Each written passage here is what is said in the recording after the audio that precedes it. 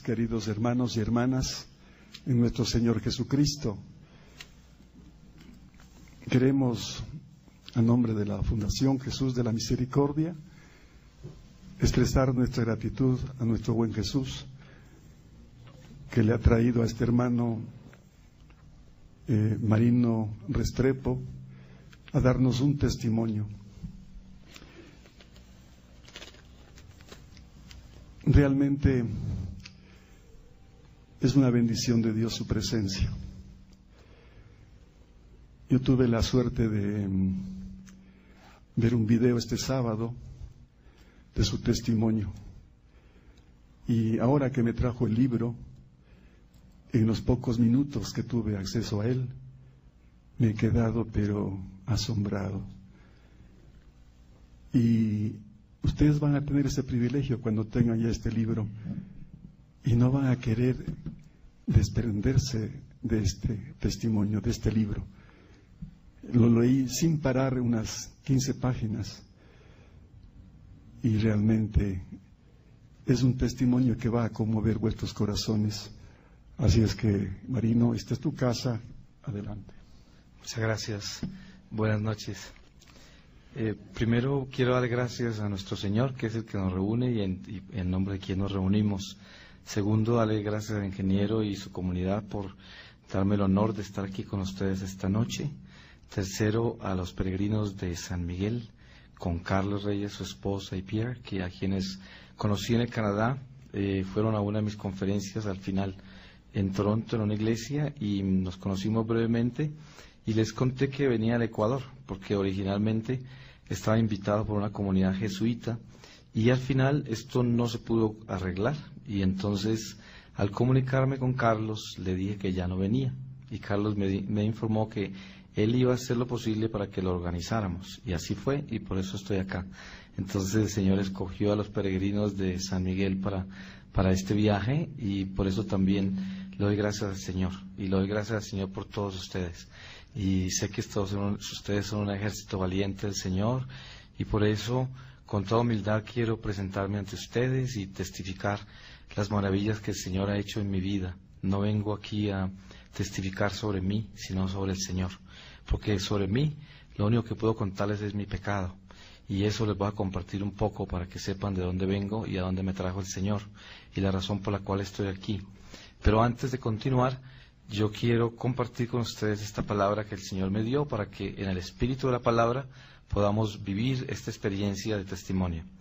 Y el Señor me llevó a la primera epístola de San Juan, en el capítulo 5, versículo 1, que dice: todo el que cree que Jesús es el Cristo ha nacido de Dios, y todo el que ama a aquel que da el ser amará también al que ha nacido de él. En esto conocemos que amamos a los hijos de Dios, si amamos a Dios y cumplimos sus mandamientos, pues el amor a Dios consiste en guardar sus mandamientos, y sus mandamientos no son pesados, pues todo lo nacido de Dios vence al mundo, y esta es la victoria que vence al mundo, nuestra fe. Palabra de Dios. Vamos, Señor. Yo creo que yo les puedo decir algo. Yo soy una persona que quizás puede tener más miseria que todos ustedes juntos, pero el Señor dice que Él escoge al tonto, podría decir, para avergonzar al sabio. Y estas cosas las hace Dios para glorificarse. Yo soy un ejemplo de eso. Yo no sé nada de teología, nunca estudié ciencias religiosas, no conocía ni el catecismo cuando encontré mi conversión a los 47 años, y sin embargo el Señor me escogió para esto. Así de que lo que yo les comparto en este testimonio no es algo que yo he estudiado, sino algo que el Señor me dio. Y por eso a mí no me lo enseñó ningún ser humano. Y yo le dije al Señor, yo voy a compartir esto siempre y cuando lo pueda hacer desde el Espíritu. Porque el día que tenga que tomar una nota para compartir las enseñanzas que el Señor me dio, pues dejaré de hacerlo, porque yo no podría hacer esto en una forma intelectual. Tendría que hacerlo siempre desde el Espíritu. Entonces, para comenzar, les voy a dar un poco de mi pasado, de mi historia. Yo nací en Colombia, en un pueblo cafetero que se llama Enserma, cerca a una ciudad que se llama Medellín, que tal vez es más conocida. Y allí viví hasta los 14 años. Nací en una familia muy numerosa.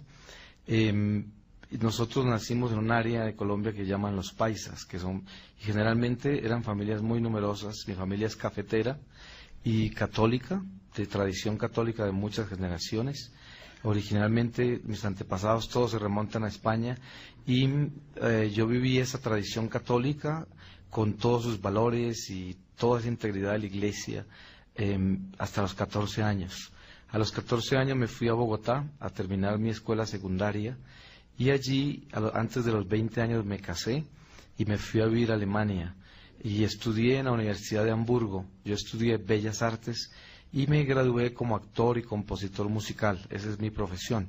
Allí nacieron mis 2 hijos, viví 6 años en Hamburgo y luego me trasladé a los Estados Unidos en el año 76. Viví en Nueva York primero 2 años haciendo teatro y luego me trasladé a California a trabajar en cine y televisión. Eso lo hice por más de 20 años. Todos estos años que les acabo de narrar, hasta el año 97, que es donde viene el cambio trascendental de mi vida que ocurre durante un secuestro en Colombia, los viví por 33 años lejos de Dios, desde que salí de mi pueblo, a los 14 años. A los 47 fue mi conversión, y esos 33 años los viví completamente lejos de Dios. Yo cuando llegué a Bogotá en los años 60, era mi adolescencia temprana, y encontré todo este fenómeno de los 60, que era el hipismo, todo este movimiento del rock y las drogas, y encima de esto yo tenía una inclinación hacia el arte y la música desde muy niño, entonces con facilidad abracé todo esto. No les digo como una excusa esto, sino yo voluntariamente lo hice porque lo quería hacer. Y yo fui uno de los bautizados de ese movimiento de la oscuridad que parecía tan brillante, porque sabemos que el diablo se viste de ángel de luz, y yo acaté todos estos llamados. Se justificaba en la guerra de Vietnam las injusticias de la violación a los derechos civiles a todas las minorías y grupos étnicos en los Estados Unidos, y así se esparció esta protesta en la juventud, donde el centro de la protesta era no creer más en el matrimonio, ni en la iglesia, ni en la sociedad, ni en las leyes del hombre, y mucho menos las de Dios. En nada de esto se creía. Entonces nos convertimos en unos seres completamente desraizados de Dios y de los hombres. Era algo trágico, pero no lo veíamos así, obviamente. Nosotros quizás nos consideramos como ángeles que iban a salvar la tierra, porque ese es el bautismo de la oscuridad. Pero a esto se le suman otros elementos más graves aún. Esto no vino solo con la paz y el amor y las flores, también vino con todo el movimiento de Oriente, los gurús, todas estas prácticas de los 7 yogas y el sintoísmo, el taoísmo, todas estas prácticas de Oriente, y esto se combinó en un sincretismo que traía la propagación de la superstición, la propagación de la magia en astrología, las famosas magia blanca y negra, todo lo que es esotérico, lo ocultista, toda la metafísica ocultista y la alquimia, y todo esto formaba parte de todo este movimiento que hoy se estableció en una forma permanente entre las familias de Occidente, que es parte de la vida cristiana, lo cual es una tragedia muy grande, porque gran cantidad de nuestro cuerpo cristiano de Occidente está totalmente contaminado con esto y ni siquiera saben. Es más, yo predico por muchos países y hay muchos católicos que se ofenden cuando yo hablo así, porque así de contaminados están. Entonces, yo viví esa contaminación y empecé a practicar todas estas cosas. Cuando yo llegué a Alemania ya estaba completamente lejos de mi iglesia católica, no creía en el cristianismo. Dios para mí era una energía cósmica, una fuerza universal, un nirvana. Ya no era una persona y mucho menos una trinidad. Me burlaba de los católicos, de los cristianos. Yo pensé que ellos tenían mucho que aprender de mí. Inclusive cuando visitaba a mi familia, pues yo les recomendaba los cristales que yo tenía, las prácticas que tenía. Todo el mundo se echaba la bendición y se me iba. Me imagino que exorcizaban los lugares apenas me iba yo. ¿Quién sabe qué harían? Pero de todas maneras yo me convertí en un pagano completo, pero yo pensé que era una persona muy sabia y muy llena de espíritu. Pero lo que no sabía que estaba llena era del espíritu, pero del mal. Porque lo que sucede con el que es ignorante espiritualmente es que cree que todo lo que es espiritual es bueno, y por eso el diablo lo engaña, y no sabemos en ese momento que hay un espíritu bueno y otro malo. el espíritu de Dios y el de Satanás. Y yo estaba viviendo con el del diablo por 33 años, convencido de que era bueno. Y además, en mi profesión de artista, cuando yo vivía en California ya, sabrán ustedes muy bien que California es la capital mundial de la nueva era. Allí nacen todos los profetas de la nueva era.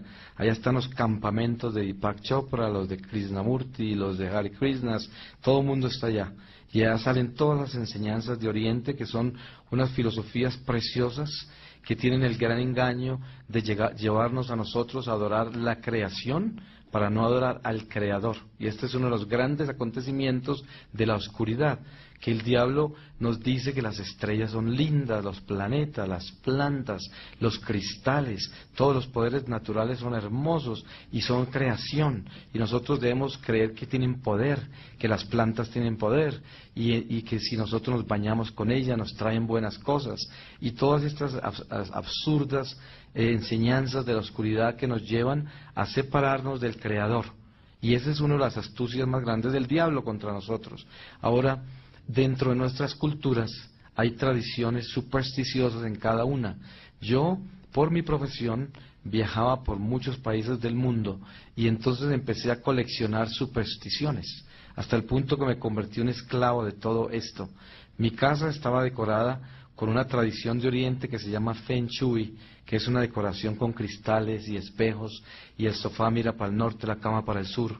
Y si entraba alguna empleada de servicio y me cambiaba un sofá, entonces ese día se me dañaba la vida, porque seguramente las fuerzas cósmicas no iban a llegar bien en ese día. Y eso sucede también con el que se acostumbra al horóscopo. Y la gente dice, ese es un chiste, yo no le pongo cuidado.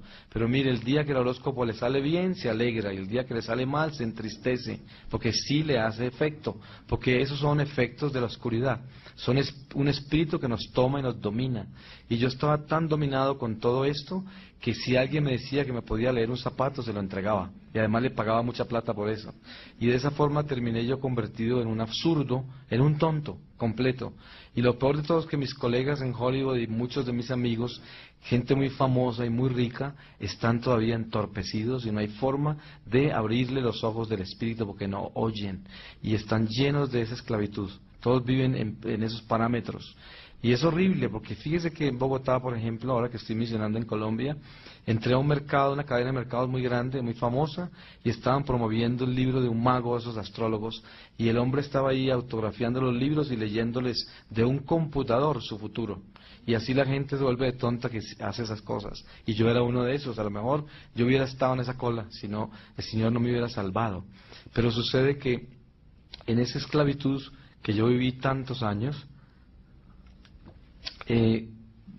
un día, en el año 96, un hermano mío murió en Colombia y yo vine al entierro. Hacía muchos años no venía a Colombia y lo enterramos en una ciudad que queda muy cerca al pueblo donde yo nací. Allí vivía mi mamá y mis hermanas. A los 2 meses de morir mi hermano, murió mi mamá. Y 3 años anteriores a eso habían empezado las muertes en mi familia. En el 92 murió mi esposa de cáncer. A finales de ese mismo 92, un hermano mío se mató en un accidente en las Bahamas. Luego mi padre murió ya de una edad avanzada. Y luego mi hermano y mi mamá, 5 personas murieron en menos de 4 años. Y lo que yo les voy a compartir hoy, el centro de este testimonio es una experiencia mística con el Señor. Dentro de esa experiencia mística hubo algo que Él me enseñó, y me voy a adelantar un poco para explicarles lo que Él me dijo con referencia a los muertos de mi familia. El Señor me dice que los seres humanos somos tan duros de corazón que se nos puede morir el mundo entero y no sentimos nada. La gente se sienta a ver televisión en la casa y explota, y ven que explotó una bomba aquí y mató allá y acabó por aquí y acabó por allá, pero no sienten nada, se impresionan, pero no sienten ningún dolor. De pronto le dan gracias a Dios que no fueron ellos o sus parientes, pero hasta ahí llega el dolor humano, porque no tenemos esa conciencia. Y obviamente que no estoy hablando de individuos para que ninguno, por favor, se vaya a ofender. Nosotros cada uno sabemos la relación que tenemos con Dios, solo que Dios habla en general de la humanidad, la tendencia que tiene. Y Él me dice que la muerte de un pariente se recibe una gracia muy grande, porque es la oportunidad para uno reflexionar en la relación que tiene con Dios. también en reflexionar en su propia muerte, porque si hay algo que llevamos escondido cada uno de nosotros, el más grande secreto que tenemos es que nos vamos a morir. Entonces no queremos hablar de eso, y por eso la gente se traiciona a sí mismo olvidándose de su muerte, porque entonces acampa en un territorio que no se debe acampar, que se llama la tierra, que no es nuestra casa, y nos olvidamos que somos peregrinos y nos vamos a morir, y perdemos uno de los poderes más grandes del cristiano, que es tener la muerte presente cada noche que se acuesta, para no esperar de que se levante, a no ser de que el Señor le dé la gracia de la vida de nuevo. Pero para llegar a eso tenemos que trabajar muy duro. Entonces, eso es lo que el Señor me enseña de que es una gracia.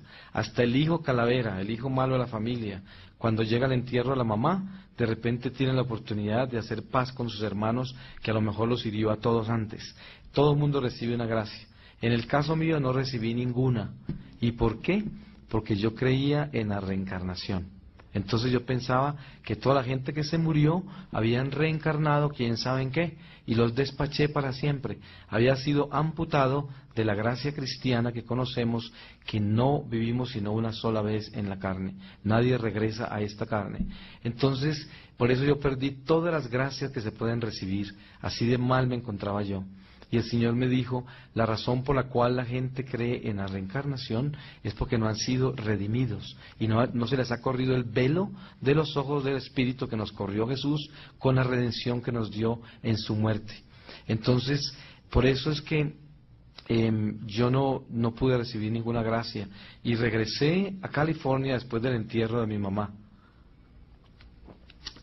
Un año después, en la Navidad del año 97, yo regresé a Colombia a pasar la Navidad con mis hermanas.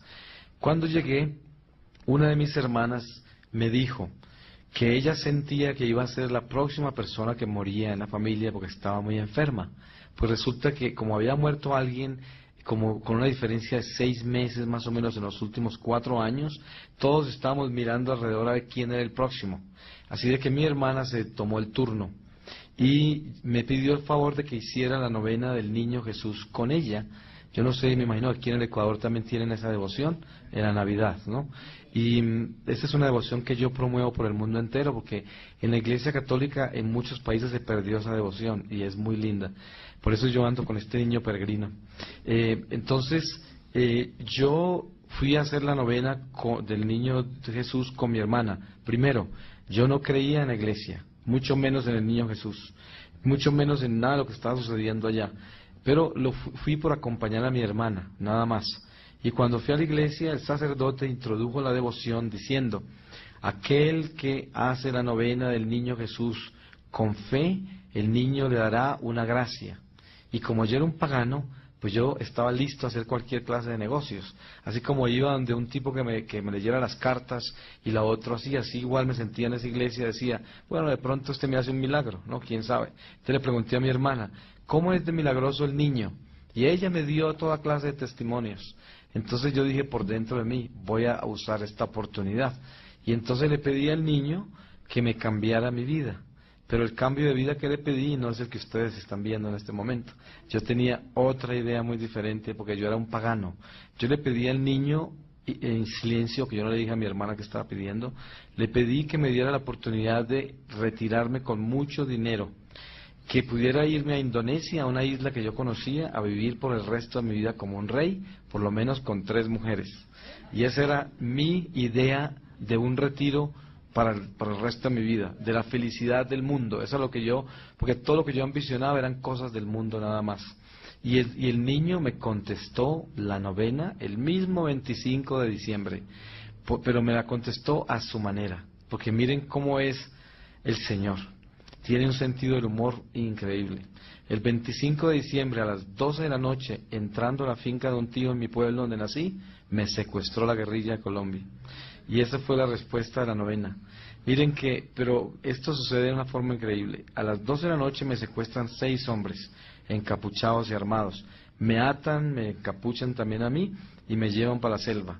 Me guardan en una cueva llena de murciélagos y de toda clase de bichos y animales, porque estaban esperando que viniera un grupo guerrillero a recogerme. Ese grupo se demoró mucho tiempo para llegar y se demoró 15 días. Esos 15 días estuve encapuchado y amarrado en esa cueva. todo lo que yo quería era morirme. Ellos subían una vez al día a ofrecerme comida. Yo pensaba, tenía una esperanza que de pronto me podía escapar en algún momento. Y en el día 15, por la noche, llegó un grupo de gente y me sacaron de la cueva. Me quitaron la capucha. Yo tenía mucha dificultad para ver, a pesar de que era de noche, que tenía los párpados inflamados por las picaduras, todo el cuerpo adormecido, por la circulación de la sangre de estar amarrado, estaba muy mal. Y un hombre que dijo que era un comandante me dijo que yo tenía que pagar una suma de dinero desorbitante, dinero que yo no tenía, pero ellos creían que yo lo tenía. Y me contó que los 6 hombres que me secuestraron en mi pueblo me habían vendido a la guerrilla, o sea que era un negocio que tenían ellos. Y la condición de esa venta era que cuando terminara de pagar el dinero que me estaban pidiendo, me mataran, porque no querían que yo fuera a mi pueblo a entregarlos a la policía porque les había visto el rostro. Entonces la condición de la venta era que me mataran cuando pagara. Y también me mostraron los nombres de mis hermanas y las direcciones correctas de las casas de ellas, mostrándome que sabían dónde vivían y que si yo me negaba a pagar las empezaban a matar una por una. Y esa fue la sentencia que me dieron esa noche. Después de esa sentencia, me ordenó otra vez que me retiraran a la cueva. Me volvieron a encapuchar y amarrar y me dijo que el siguiente día venía por mí. Y los 6 hombres que me secuestraron se fueron y se quedaron los muchachos guerrilleros jóvenes cuidándome. Cuando yo caí dentro de esa cueva de nuevo, empecé a vivir el momento más espantoso de mi vida, porque se había acabado ya mi vida, estaba como muerto en vida, ya no tenía esperanza de escaparme, porque eso quería decir matar a mi familia. No pensaba, no sabía cómo iba a morir y solo el hecho de pensar cómo me iban a asesinar me aterraba de pensar en eso, y también empecé a buscar dentro de mí algo que me diera fortaleza para defenderme de ese momento tan difícil, y no tenía nada por dentro. Yo empecé a buscar todas esas filosofías tan increíbles que aprendí toda mi vida del Oriente, que era que yo aconsejaba a la gente con ellas y le solucionaba los problemas a la gente, y me sentía tan sabio y tan lleno de conocimientos y de magia y de poderes. Y mi casa la tenía llena de cristales que valían una fortuna, que traía de todos los continentes porque pensaba que habían poderes en ellos, toda clase de amuletos, toda clase de espiritismo, me guiaban los espíritus, todo esto, y en ese momento nada venía a mi rescate. Estaba vacío completamente por dentro. Y además traté de regresar a mi infancia a buscar apoyo en las oraciones del colegio, de la iglesia de mi mamá, y no me acordaba de ninguna de ellas. Y eso fue aún más aterrador. Entonces, en ese dolor tan increíble de estar así de vacío, sin nada que me diera fortaleza, empecé a vivir una experiencia mística con el Señor. Pero yo no sabía que eso venía de Dios. Porque ¿qué me iba a imaginar yo? Que algo pudiera venir de Dios cuando yo realmente ni lo conocía, porque ya había perdido a Dios en mí. Entonces, lo que sucede es que de pronto, en medio de esa angustia, yo empiezo a verme en la infancia, perfectamente. Yo les voy a explicar esto. En la Universidad de Steubenville en Ohio y Notre Dame en Indiana se han hecho estudios sobre mi caso, y los teólogos me dicen que lo que me sucedió a mí lo podemos dividir en 2 etapas. La primera es una iluminación de conciencia y la otra es una visión con el Señor. La iluminación de conciencia ocurre estando yo despierto y consciente, y la visión obviamente que ya es un estado espiritual que es separado de esa conciencia estando despierto. Entonces yo empiezo a verme perfectamente en mi infancia, como a los 3 años de edad, en el patio interior de la casa donde yo nací, y estaba en un triciclo con un palo en la mano y dándole vueltas al patio dañando las plantas. El susto que a mí me dio fue tan grande que yo les voy a poner un ejemplo. Si ustedes cierran los ojos en este momento y de pronto se ven a la edad de 3 años, yo les aseguro que fácilmente salen corriendo de aquí, porque es algo demasiado aterrador. Está usted despierto y consciente y se ve perfectamente a los 3 años y está reviviendo ese acto perfectamente. Yo diría que es como una película, pero es mucho más que eso. Y además, uno no le puede cerrar los ojos a la mente, a lo que vive dentro de uno. Es imposible, continúa. Por eso la gente que pierde el equilibrio mental termina loca, porque no puede pararle ese movimiento a la mente. Entonces así estaba yo. Así de que en principio yo dije, me enloquecí, porque por el secuestro, por la sentencia de muerte, por toda la angustia me enloquecí. Pero resulta que esa locura tenía demasiado orden para ser locura. Y después de eso dije yo, estoy alucinando porque estos insectos me picaron tanto que ya me envenenaron. Pero decía, una alucinación no puede ser tan perfecta. Y después me acordé que mi mamá murió en mis brazos. Cuando mi mamá estaba agonizando, duró 3 horas en éxtasis. Y en esas 3 horas habló de toda su vida y después se murió. Entonces yo dije, me estoy muriendo como mi mamá y por eso estoy viendo toda mi vida. Esas eran las explicaciones racionales que yo le daba. Pero algo dentro de mí me decía que no era nada de eso. Pero yo no quería escuchar eso, esa voz interior. Que es lo que nos pasa a casi todos, que sabemos la verdad interiormente, pero hacemos lo opuesto, porque nos vamos en la voluntad humana y olvidamos la divina, que es la que nos habla desde adentro. Así de que yo no quería enfrentarme a lo que me hablaba de adentro, que me decía, no es nada de eso. Porque yo decía, si no es nada de eso, entonces, ¿qué es? Está por encima de mí. Así empecé a ver toda mi vida. Cuando estaba alrededor de los 11 o 12 años, en memoria, empecé a sentir algo increíble. El dolor más espantoso dentro de mi alma y del corazón. El dolor del pecado. Mire, yo me acordé que yo desde los 7 años de mi primera comunión hasta los 14 que vivía en mi casa y fui a la iglesia, me acuerdo de haberme ido a confesar. Y de repente, de pronto, me pude haber arrepentido cuando me confesaba. Pero yo no me acuerdo que jamás me hubiera dolido el pecado. Eso nunca lo había sentido. Y en este momento, imagínense en los pecados de los 11 o 12 años, y ya me tenían completamente destruido en dolor. No lo podía ni aguantar. ¿Se pueden imaginar el dolor de mis pecados? En ese momento tenía 47 años y empiezo a ver todos mis pecados de los 20, de los 30, de los 40. Era algo que solamente lo pude haber vivido por misericordia de Dios. Porque de lo contrario, ninguna persona puede resistir ese dolor. Yo estuve hace poquito predicando en Garabandal por invitación de la Renovación Carismática Inglesa y en esa renovación, en ese congreso tuve la oportunidad de conocer el mensaje de Garabandal que no lo conocía y me di cuenta que dentro de los mensajes de allá hay unas profecías sobre algo parecido a lo que me pasó a mí, algo que va a ser así, según se anuncia. Y yo me imagino que esto es parte de eso, ¿no? Que se está preparando la humanidad para lo que van a vivir y por eso a lo mejor estoy compartiéndoles a ustedes esto. Por eso yo viví toda esta experiencia. Yo no sé en un momento dado cómo ocurre la transición entre esta iluminación de conciencia y la visión con Dios. Yo no sé si me desmayé, me dormí o me morí y el Señor me dio la vida de nuevo. Eso no lo sabré hasta el día que vea al Señor ya definitivamente, porque Él no me lo reveló.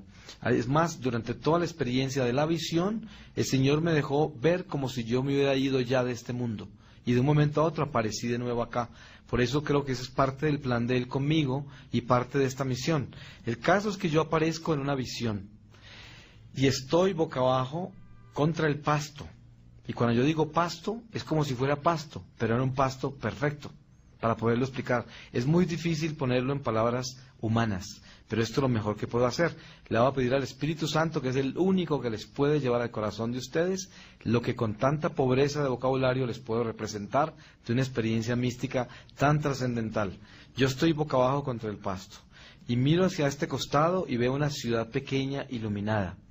Pero no estaba iluminada porque fuera de noche, sino que estaba iluminada, era muy hermosa. Y a este otro costado me veía yo en ese cuarto de los murciélagos, encapuchado y amarrado, como si me estuviera viendo por entre una cortina de humo. Y en ese instante yo dije, me morí. Pero lo más curioso era que yo nunca me había sentido más vivo que en ese momento. No tenía ningún dolor, ninguna angustia, todo había quedado atrás. Era un estado perfecto de éxtasis, de alegría, de perfecta paz. Y yo lo último que yo quería era regresar a ese cuerpo que era yo mismo, en ese cuarto de allá. No quería regresar allá. No importaba qué estaba sucediendo, yo estaba en paz y estaba feliz. Tenía sensación también de estar como en un cuerpo, pero era un cuerpo que no tenía peso. Entonces tenía una libertad plena. Pero todo cambia de repente porque yo escucho la voz del Señor que me empieza a hablar. Y en ese momento todo se transforma. Miren cómo es el Señor de perfecto en esta experiencia mía, y siempre que lo es. Él primero me dejó ver mi vida entera, en esa iluminación de conciencia. Y cuando Él me llevó a su presencia en esa visión, yo ya conocía el estado en que me encontraba, 33 años en pecado mortal. Esto es quizás la tragedia más espantosa que ustedes se pueden siquiera empezar a imaginar. Es algo que no le deseo a nadie. Yo por eso me estoy recorriendo el mundo entero, si es que puedo, para sonar esta trompeta, decirle a la gente: despiértense y prepárense hoy mismo para encontrar al Señor, porque esto yo no se lo deseo a nadie. Yo me encuentro en presencia del Señor en pecado mortal, consciente plenamente de toda mi vida, y en ese momento el Señor me habla. La voz del Señor, una voz tan inmensamente grande en amor, en pureza, en perdón, en todo lo que ustedes se pueden imaginar más hermoso.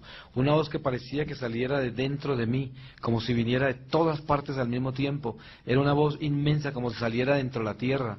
Y de pronto, al hablarme el Señor, yo empecé a entrar en una vergüenza tan inmensa que solo quería desaparecerme. Y en ese momento, por primera vez, descubro la existencia del infierno. Fíjense en que yo, lo primero que hice fue negar al infierno. Y toda persona que vive en pecado mortal niega el infierno, porque no le conviene creer en él. Porque si usted cree en el infierno, le toca cambiar. Y por eso es muy conveniente no creer en el infierno, porque eso nos da a nosotros la posibilidad de acomodar nuestra vida de acuerdo a nuestras conveniencias. Y así era yo. ¿Y cómo estaba de equivocado? Lo primero que yo evidencié fue la existencia del infierno. Y les voy a explicar por qué. Hay dos clases de vergüenza. Una, la vergüenza santa, que es la que nos lleva a arrepentirnos, a pedir perdón y a buscar cómo solucionar lo que hemos hecho mal. Y otra vergüenza, que es la del amor propio, la de la vanidad y el orgullo, que esa no busca reconciliación, sino que busca escaparse de las responsabilidades. Y entra en una pena, en una vergüenza, pero consigo mismo, porque se culpa por lo que hizo, pero no le importa lo que le hizo a los demás. Y eso era mi estado. Y ese es el estado de un alma que se presenta ante Dios en pecado mortal. Su propio amor propio lo destierra de la presencia de Dios, porque le da a uno ira consigo mismo, ira con el demonio que fue su socio en el pecado, y por último, ira con Dios. ¿Y qué sucede? Se mete en la oscuridad para siempre. Y ese es el infierno mismo. El alma misma camina a su perdición. Por eso yo digo, el peor enemigo, olvídense en que es Satanás. El peor enemigo somos nosotros mismos, que somos los que invitamos al mismo diablo a que nos acompañe a caminar por entre este mundo. Y con él mismo nos vamos a su casa, que son las tinieblas eternas. Y ahí estaba yo parado, en ese territorio. Y el Señor me empieza a hablar. Y yo los pudiera tener aquí por semanas enteras contándoles lo que escuché solo de la voz del Señor, porque más adelante les cuento todo lo que yo veo. El Señor, entre las cosas que puedo alcanzar a compartirles esta noche, el Señor me habla de la humanidad y me dice: nosotros estamos viviendo el momento más oscuro espiritual en que haya vivido la humanidad en toda su historia. El hombre nunca había estado más lejos de Dios y nunca había sido más materialista que hoy. Él dice que todo el desarrollo que nosotros vemos industrial y tecnológico ha sido por pura vanidad.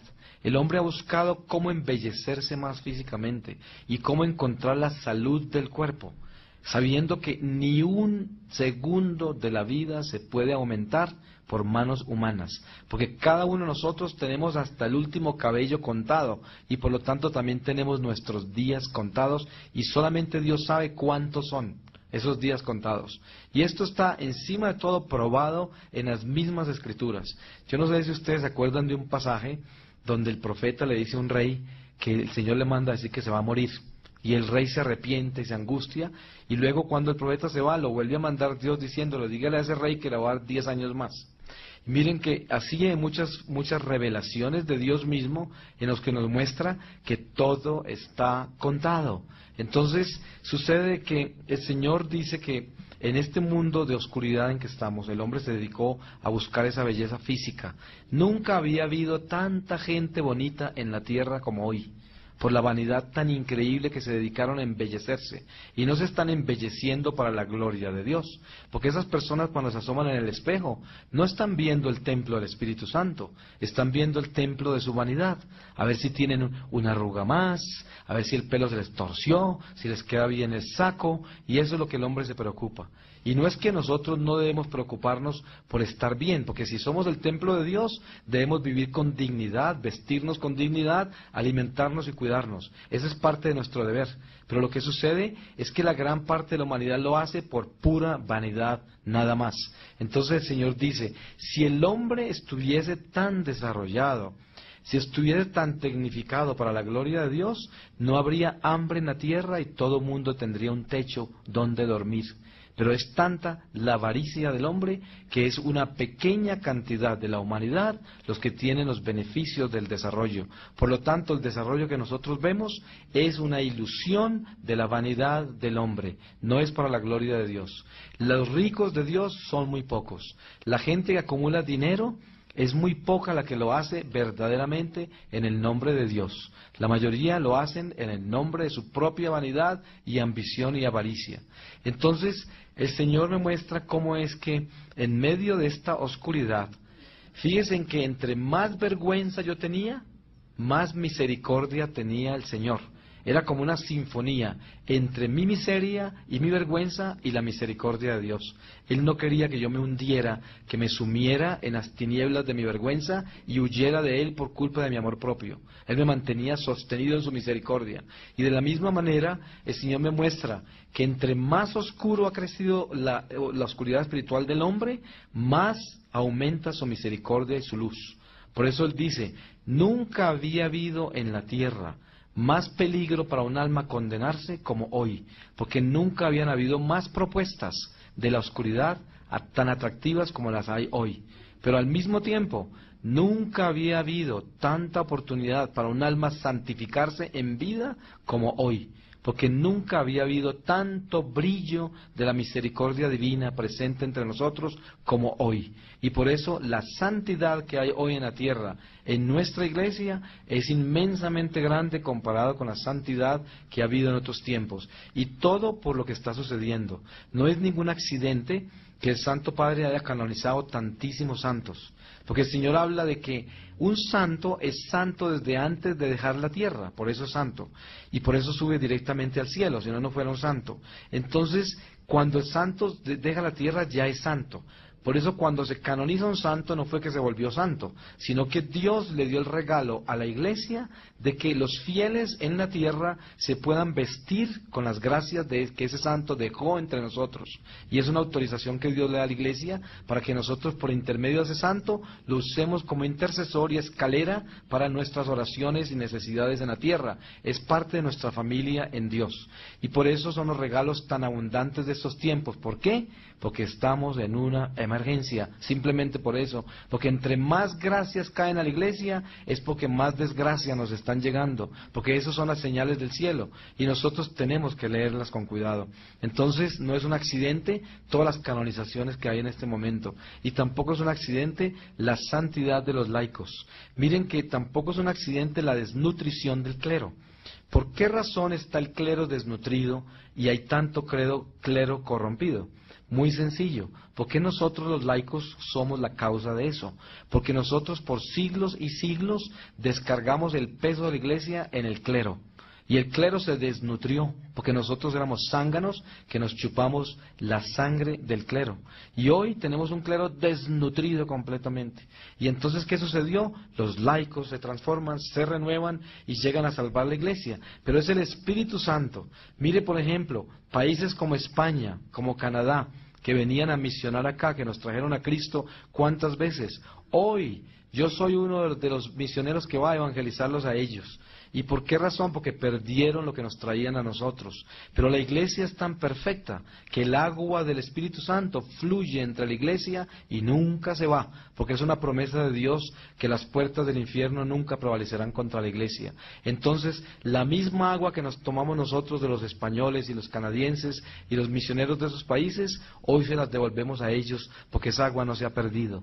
Pero entonces, de la misma manera, El agua que nos dio el clero por siglos y nosotros nos tomamos, ahora la tenemos que devolver nosotros al clero que tiene hambre y sed y está agonizando. Entonces no es que ahora seamos los laicos santos porque el clero es perverso. No, es que nosotros desnutrimos nuestro clero y ahora nos toca a nosotros alimentarlo para que no lo vamos a sentir demasiado orgullosos de la santidad de los laicos. Y eso es lo que el Señor enseña. Eso es lo que yo vivo en esa experiencia mística con Él. No nos durmamos en nuestros laureles espirituales. Acordémonos de que el clero está desnutrido por nuestra propia irresponsabilidad y es tiempo de salvar la iglesia con nuestras propias manos. Entonces, el Señor me habla de el cielo, el infierno, el purgatorio y este mundo material. Y Él me dice, todo esto está presente en la eternidad al mismo tiempo. Solo que nosotros no podemos verlo, porque nosotros somos ciegos, sordos y mudos al Espíritu por el pecado original. Tenemos los ojos de la fe, pero ¿cuánta fe tiene usted? Así es, ¿cuánto puede ver del Espíritu? Por eso los santos, entre más se elevan en santidad, más viven una vida ya sobrenatural. Tienen visión directa del mundo espiritual. Y por eso muchísimos santos dan testimonio de haber visto como Santa Gemma Galgani, que veía a su ángel guardián todo el tiempo. Y se le escondía cuando ella cometía alguna falta, ella se ponía tristísima. Y así pasa con muchos santos que han vivido ya una vida sobrenatural, una vida en la cual tienen una presencia espiritual permanente.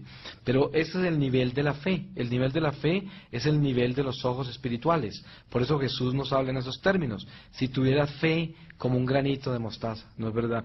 Entonces el Señor me habla a mí de que nosotros, el truco más grande que tiene Satanás contra la humanidad es hacerle creer que la vida eterna comienza cuando nosotros morimos. Y esa es la más grande falsedad, porque la vida eterna comienza desde el momento que estamos en el vientre de la mamá y nosotros somos infundidos esa alma por Dios, que viene de la fuente infinita de Dios, del Espíritu de Dios. Esa gota que sale de su océano y que se convierte en esa alma que le da vida a este cuerpo material. Esa es la paradita en la eternidad desde ese momento. Nosotros estamos parados en la eternidad ya. Desde ese momento, todo lo que nosotros hacemos refleja en la eternidad. El caso es que si usted se muere aquí mismo, su alma queda paradita en la eternidad, viendo su cuerpo que se desvaneció, pero su alma queda allí paradita. Ahora el Señor quiere enseñarnos de que si nosotros tenemos conciencia de que eso es una realidad, porque el Espíritu Santo a través del bautismo nos ha traído esa sabiduría, entonces pensemos en esto. Tan solo hay dos territorios. Un territorio se llama el territorio de Dios y el otro territorio el territorio de Satanás. No hay ningún territorio en la mitad. Por eso al tibio Dios lo vomita, porque no está en ninguna parte. El tibio es aquel que cuando las cosas le salen mal, entonces se vuelve bueno temporalmente hasta que todo se le arregla. Y cuando todo se le arregla de nuevo, se vuelve malo para conservar lo que ganó siendo bueno. Y ese es el juego del tibio. Y el Señor dice, ay de aquel que es sorprendido en su tibieza, porque no va a distinguir entre la luz y la oscuridad. Le pasa lo mismo que al hombre que tiene su esposa y decide tener un amante, y al final no sabe a cuál de las dos querer y termina perdiendo a las dos. Y eso le pasa también al alma que juega entre la luz y la oscuridad. En el momento de la muerte no sabe para dónde coger y termina perdida en su propio juego. Entonces el Señor dice, no te asustes si te das cuenta en este momento que no estás exactamente parado en la luz, porque eso sería una gracia que Dios te diera, para que te des cuenta que tienes que moverte un poco más rápido para salir hacia la luz de Dios, porque nosotros tenemos que recordarnos que venimos de la oscuridad hacia la luz. Estamos caminando como peregrinos, pasando por este valle de lágrimas, por este destierro, por entre la oscuridad más increíble espiritual y vamos hacia la luz. ¿Y cómo llegamos a tener esa luz? El Señor dice, al ser nosotros concebidos, nacen dos criaturas. Una criatura de la carne, que es este cuerpo material, y una criatura del espíritu, que es el alma. Y ambos crecen. Uno crece para morirse, que es este cuerpo material, y el alma crece para vivir eternamente en la luz o en la oscuridad. ¿Y qué sucede en el mundo materialista en que vivimos hoy? Los seres humanos están dedicados únicamente a alimentar la criatura que se va a morir, que es la criatura de la carne, y a desnutrir la criatura que va a vivir eternamente, que es el alma. Lo tenemos al revés todo. Entonces el Señor dice, las almas, nunca había habido tantas almas desnutridas en la tierra como las hay hoy. Y por eso un alma desnutrida no ama. Un alma desnutrida no tiene compasión y misericordia con nadie. Un alma desnutrida no tiene absolutamente nada que dar porque todo lo quiere recibir. Y por eso el mundo tiene tanta violencia y tanta maldad y cada día crece más. Y tanto vicio, tanta degeneración, porque son almas desnutridas. Y el Señor dice, un alma que muere así, un cuerpo que se muere y queda con un alma así desnutrida, es un alma prácticamente paralítica, porque esa alma, como nunca dio amor, no puede recibir el amor verdadero de Dios, y entonces no puede moverse, y lo que hace es arrastrarse hacia la oscuridad porque no resiste la luz. Y la comparación que Dios da es esta. El Divino Maestro da los mejores ejemplos. Una persona que está sin comer 3 o 4 días, y usted se le encuentra y le da una sopa caliente, ¿qué le sucede? Se desmaya, porque está muy débil. Eso le pasa a un alma que no se ha alimentado, y cuando se le muere el cuerpo y se encuentra con la luz infinita, la eterna fuente, se desmaya, porque no resiste ese alimento que nunca ha tomado. Entonces, ¿qué hace? Se arrastra hacia la oscuridad, porque no resiste la luz, y eso es lo que le pasa al alma. Entonces el Señor dice, los seres humanos, si se sacuden un poco el polvo que tienen en el espíritu, se van a dar cuenta que se gastan más tiempo alimentando y preocupándose de la carne que se va a morir, que del alma a la cual le tiran un pedazo de pan de vez en cuando como si fuera un pordiosero. De vez en cuando le lanzan una Eucaristía, o una confesión, o una oración, o hacen una obra de caridad, de vez en cuando, porque el alma no se alimenta perfectamente. El Señor dice, con el mismo esfuerzo que te levantas a bañarte y a arreglarte y a decorarte con tanto entusiasmo para que quedar bien presentado, para verte bonito y para que no te rechacen por tu imagen que de repente no va a estar bien si no lo haces. De esa misma forma debías preocuparte por bañar tu alma, por arreglar tu espíritu, por arreglar todo tu interior para que estés presente, limpio y bien bonito ante la corte celestial todos los días. Pero el problema es que no tenemos ese equilibrio y por eso hay tanta desnutrición espiritual. Él dice,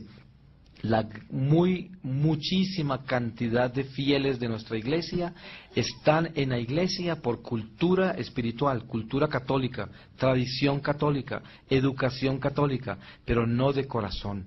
Y por eso muchas personas van a la iglesia, van a misa, se confiesan, participan en grupos de oración, hacen toda clase de ayunos y penitencias, pero lo hacen por interés propio, para no condenarse, por miedo a que las cosas les salgan mal, pero no porque quieren a Dios. Y esas personas vienen es a pedir, y a pedir, y a pedir, y a pedir, y nunca vienen a alabar, alabar, alabar. Entonces el Señor dice, Él conoce todo lo que nosotros necesitamos. El ejemplo que Él me da es esto. Usted está cuidando un bebé que tiene un añito por ahí y el niño está jugando por allá y usted desde lejos lo supervisa y de pronto ese niño se cae y usted sabe que no le pasó nada grave y el niño llora y llora y llora y usted no tiene necesidad de ir allá porque sabe que no le pasó nada. Y al rato el niño viene tambaleándose y le cuenta todo lo que le pasó por allá. Y usted se hace el que no sabe y le dice, de verdad, qué cosa tan horrible, uy, esa pared tan mala que te dio tan duro. Y bueno, usted le lleva la corriente al bebé. El bebé está convencido que usted no sabía todo lo que le contó.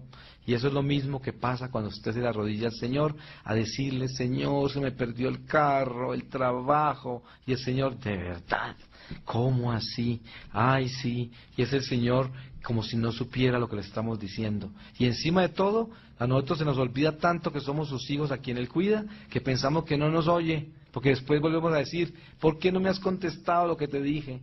Y el Señor dice, si nosotros solo supiéramos una cosa, que Dios tan solo nos da beneficios eternos. Porque nosotros vivimos una vida temporal y la mayoría de las cosas que pedimos son de beneficio temporal, la mayoría no nos sirven para la salvación eterna. Y por eso usted un día cuando se encuentre con el Señor, Él le va a mostrar el carro que usted pedía y le decía, ¿todavía lo quieres? No, no lo quiero. ¿Te das cuenta lo que te iba a hacer? Por eso no te lo di. Pero a cambio de eso te di esto y te muestra. Por eso hay familias que de repente una pareja se casa y tienen una casa pequeñita y un trabajo pequeñito y todo es limitado, y de pronto tienen un hijo y otro hijo y otro hijo, y empiezan a pedirle al Señor un carro más grande, una casa más grande y un trabajo con más dinero, y no se los da, y no se los da, y no se los da, y ellos no entienden por qué, si es la necesidad y está justificada la oración y deben tenerlo y todo. Pues no se los da porque el Señor no los quiere perder, porque si les da una casa más grande, un carro más grande y más dinero, la vanidad, la pretensión los aleja de Él. No todos pueden administrar esas cosas. Por eso el Señor a algunos se los da y sabe que no los va a perder. Y a otros que tienen mucho y alcanzan mucho en la tierra, a la mayoría se los dio el diablo, porque los quiere perder. Y entonces, ¿qué sucede? Eso no quiere decir que las riquezas sean malas y que alcanzar metas en el mundo sea malo, porque Dios nos dio la creación para nosotros administrarla, pero administrarla para la gloria de Él. Pero ¿cuántas personas se atreven a hacer las cosas que hacen para la gloria de Dios? La mayoría se pierden en las cosas del mundo porque lo terminan haciendo para la gloria humana nada más, y se pierden con los elementos de la naturaleza, con las posesiones materiales y con los apegos a los senos. Entonces el Señor me muestra cómo es que yo me empecé a alejar de Él desde el principio, cuando me dieron mi primer regalo cuando era niño, muy bebé. Y no porque lo estuviera haciendo conscientemente, pero estamos tan desnutridos espiritualmente que nosotros mismos desviamos a nuestros propios hijos. Mire, el Señor me muestra la ceremonia tan grande que hicieron para regalarme un carro de bomberos cuando yo estaba muy niño, el empaque que hicieron y todo. Todo ese regalo lo hizo la persona que me lo llevó para su propia vanidad. Él quería ser aplaudido por el regalo que me dio a mí. Y encima de todo, le dio tanta importancia a ese regalo, que cuando me dieron ese carrito de bomberos, yo ya estaba tan apegado a él que no quería compartirlo con ningún otro niño, y cuando me lo quitaban lloraba, porque ya estaba poseído de él. Y el Señor me mostró cómo cada posesión causa una ausencia de Dios en nosotros. Entonces, entre más deseo, menos Dios. Entre más Dios, menos deseo. Y esa es la realidad espiritual. Por eso el Señor dice, acordémonos de esto, usted nunca ha visto una paloma volar con maletas, con morral, ¿no es verdad? Uno tiene que volar sin peso. Por eso tenemos que prepararnos, porque el espíritu de nosotros es una paloma. Y si usted se desprende de este cuerpo y tiene esa carga encima de los apegos, no puede volar.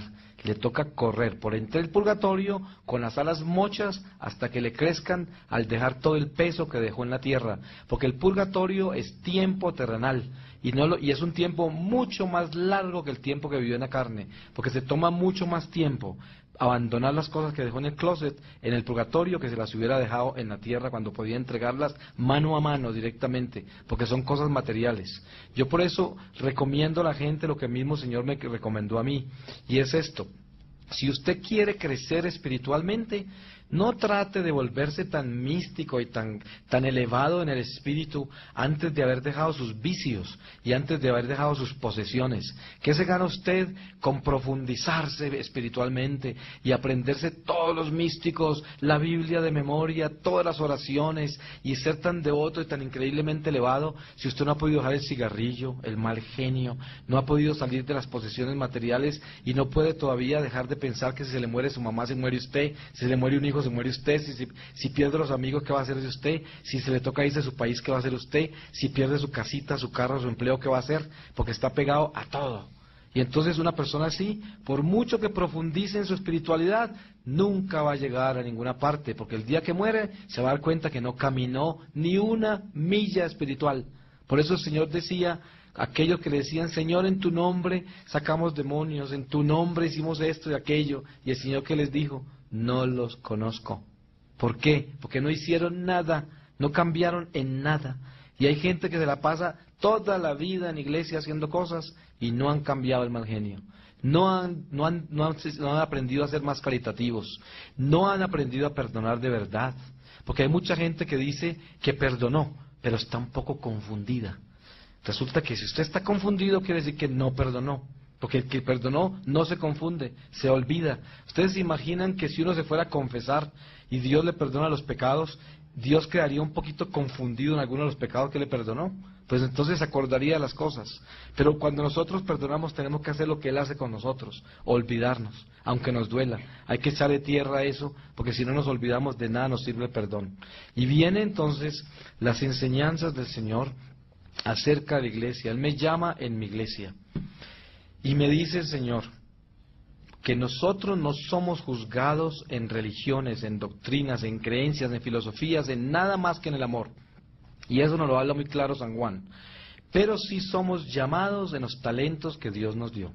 Pero Él me advierte, primero se salva un pagano que nunca supo los 10 mandamientos y nunca escuchó de Dios, pero amó a Dios sin conocerlo y cumplió los mandamientos sin conocerlo.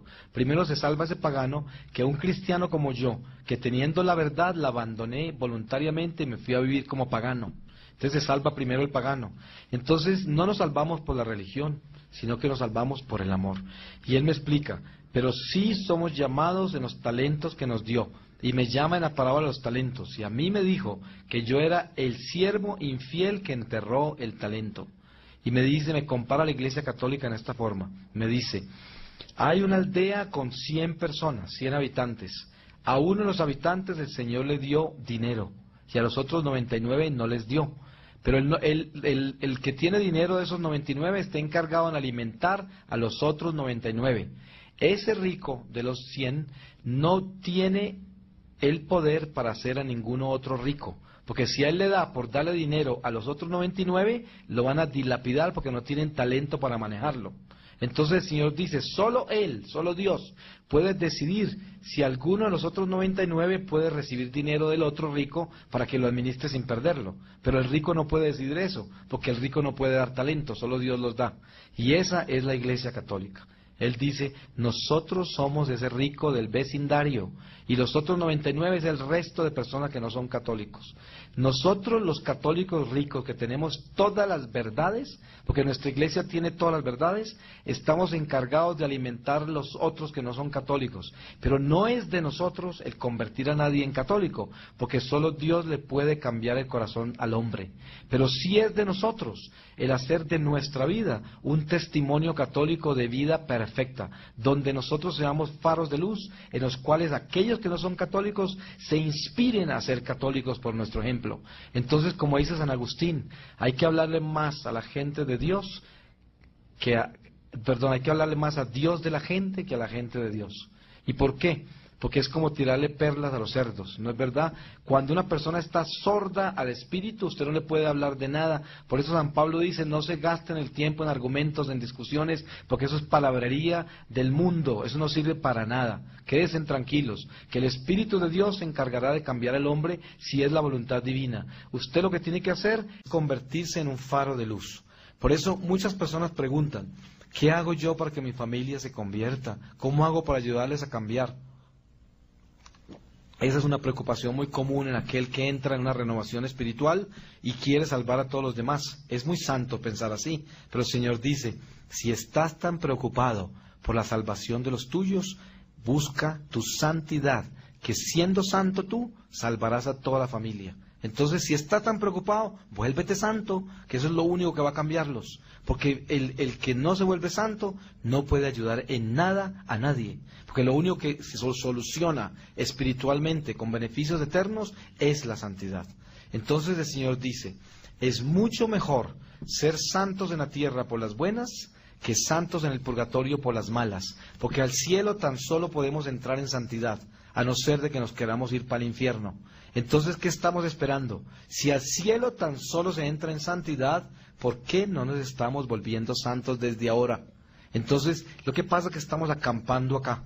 El Señor dice, el hombre peca, pero como está en la carne y tiene la creación de entretenimiento, entonces peca y rápidamente se va a esconder el pecado, como el gato esconde el excremento con la arena, se va rápidamente, después de pecar, a oír música o a llamar por teléfono a alguien a hablar 2 horas o a comer o quién sabe qué, para olvidar el daño que hizo, y se entretiene con todo eso.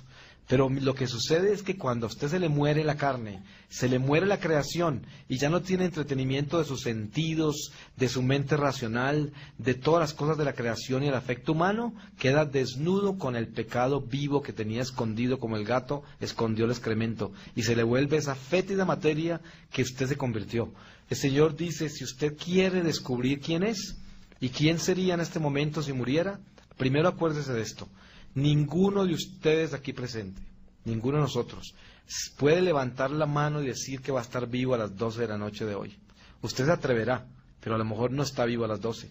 ¿Por qué? Porque esta vida no es suya, se la dio Dios. Por lo tanto, si eso es una realidad en su corazón, la pregunta es, ¿está usted listo para encontrar al Señor si lo llama hoy? ¿Está usted listo? Esa es la pregunta. Entonces, lo que hay que hacer para saber cuánto tenemos nosotros de pies en el purgatorio es, porque yo no estoy hablando del infierno, porque ustedes son el pueblo de Dios. Yo no creo que aquí haya ninguna persona con los pies en el infierno, pero de pronto sí podemos tener alguno de nosotros algunos piececitos o deditos en el purgatorio. Y tenemos que pensar en esto. Mire, siéntese usted en presencia del Señor a meditar, al frente del sagrario, siéntese a desnudarse bien y dése cuenta quién habita dentro de usted. Si lo que habita dentro de usted es una persona llena de miedo, de incertidumbre, de dudas, de depresiones, de toda clase de resentimientos, de toda clase de vacíos afectivos, si eso es lo que habita dentro de usted, si usted se muere en este momento, esa es su alma. Imagínese en las penas que usted queda en el purgatorio, lleno de incertidumbre, de miedo, de inseguridad, de resentimiento, de vacíos, esa sería su alma. Entonces el Señor dice, empiece por sanarse por dentro. ¿Y cómo se empieza a sanar por dentro? Mira el ejemplo. Primero tiene que aprender a sanar lo que está alrededor suyo por fuera. ¿Y cómo se hace? Un ejercicio. Abra un closet de su casa y mire todo lo que tiene ahí. Y las cosas que usted usa, póngalas aparte. Y las que no usa, mírelas bien. Y piense si usted es capaz de regalarlas. Y se va a dar cuenta el trabajo que le daría regalar las cosas que no usa. Porque así de apegado está a ellas. ¿Usted puede imaginarse que usted muriera en ese momento? Le tocaría vivir el purgatorio más increíble por las cosas a las cuales está pegado en ese closet que usted en este momento no les pone cuidado, pero que en el purgatorio sí les va a poner cuidado. Porque se va a dar cuenta para dónde se hubieran podido ir esas cosas. Hay gente que es muy devota y muy de Dios, y en la casa tiene 30 novenas, 40 rosarios, 50 medallas, y no las usa. ¿Y qué puede hacer? ¿Por qué no las regala? Si usted supiera de que si usted regala esos rosarios, a cada persona que le entrega ese rosario va a orar por usted porque se va a acordar que usted se lo regaló. Y a cada persona que regala esas medallitas que tiene coleccionadas, se van a acordar que usted se las regaló. ¿Y qué sucede? Que esa persona lo lleva a usted en el corazón. Esa es la caridad. Esa es la cara de la caridad. Entonces, hasta en la santidad se mete el diablo, porque nos apega hasta las medallas. Hasta las cosas que son de Dios. Así de grande y de astuto es el demonio. Se nos mete dentro de nuestra fe, de nuestra espiritualidad, de todo eso se nos mete. Y nos volvemos coleccionistas. Y esos coleccionistas tienen que vivir un purgatorio, pero bien largo. Porque esa colección es bien dura cuando nosotros dejamos la carne. Y por eso tenemos que ser la paloma que vuela sin equipaje al desprenderse del cuerpo. Usted se puede imaginar que usted no pueda volar porque tenía 500 medallas en el closet y se creía muy santo y sin embargo no pudo despegar vuelo, a pesar de que usted se creía pues de que sudaba agua bendita. Y resulta de que no era así. Entonces, el ejercicio tiene que empezar por sacudirnos el polvo del espíritu y darnos cuenta, ¿dónde es que estamos creciendo? Usted en nada se gana con volverse tan profundo si usted no ha sido capaz de dejar esas cositas pequeñas alrededor. Entonces hay que empezar por desocupar su cartera y mirar todas las cosas que tiene ahí que la mayoría no necesita. El baúl del carro si tiene un carro, el closet, las cositas que tenemos. Inclusive hay gente que vive en la calle también arrastra un poco de cosas que no necesita. Hasta los ¿cómo se llaman? Los desplazados tienen problemas de eso, porque es un problema humano. Es un problema humano de apegos. Entonces, tenemos que empezar por devolverle todo al Señor, porque nos le hemos llevado todo. Nada es de nosotros, ni siquiera nuestra propia vida. Y hay que entender, por eso el Señor en el Evangelio dice, el que deja todo por seguirme encontrará la vida eterna. Y no es que se trate de que nos tengamos que regalar todo y no querer a nadie porque para no apegarnos a ellos, no es eso. Nosotros podemos tener las cosas que necesitamos y tenerle el amor que necesitamos tenerle a nuestros seres queridos, pero lo que pasa es que nosotros tenemos que hacer como Jesús. ¿Quiénes son mi madre y mis hermanos? Aquellos que hacen la voluntad de mi Padre. Esos son mi madre y mis hermanos. ¿Quién es el esposo de aquella mujer que se casó con 7 hermanos? Ninguno, porque ante el Señor todos somos un espíritu y somos iguales, y ya no somos hombre ni mujer, ni vamos a estar casados. Y por eso es que los apegos tenemos que superarlos desde ahora, porque esta es una ilusión temporal, y esto va a terminar. El día que ustedes menos piensan se acaba esto, y por eso tenemos que tener los ojos puestos en la eternidad. El Señor me compara esta vida con una cuerda floja que está extendida sobre un gran abismo, y nosotros caminamos sobre esa cuerda floja, y llevamos una vara en la mano que nos da equilibrio. La vara que llevamos en la mano se llama la fe, la cuerda sobre la que caminamos es la vida, y el abismo es el mundo. Si nosotros caminamos sobre esa cuerda floja y no colocamos los ojos en Jesús, que está al frente de la cuerda ya, nosotros nos vamos a caer al abismo. Así lo pongamos en la fe, que es la vara, porque la fe sin amor no sirve para nada tampoco. La fe tiene que estar centrada en el Señor para que pueda tener valor, en el amor, porque Él es el amor. Entonces, el Señor dice, no bajes la guardia. Mire que en el huerto de los olivos, cuando Jesús viene a decirle a los apóstoles varias veces, no duerman porque caen en tentación, ¿cómo podíamos traducir eso a hoy, a este momento? Eso quiere decir, no que no nos acostemos a descansar este cuerpo material, sino que no nos durmamos en el alma. El Señor dice, cada que te vayas a acostar, dale gracias al Señor por el día que viviste y entrégate a morir esa noche en el Señor, sin darte por aludido de que te vas a despertar, sino como si te murieras. Y cuando te despiertes, grita de alegría y dale gracias al Señor que te dio un nuevo día y una oportunidad de reparar tus pecados. Dale gracias al Señor, pero nunca te des por aludido de que vas a estar vivo mañana.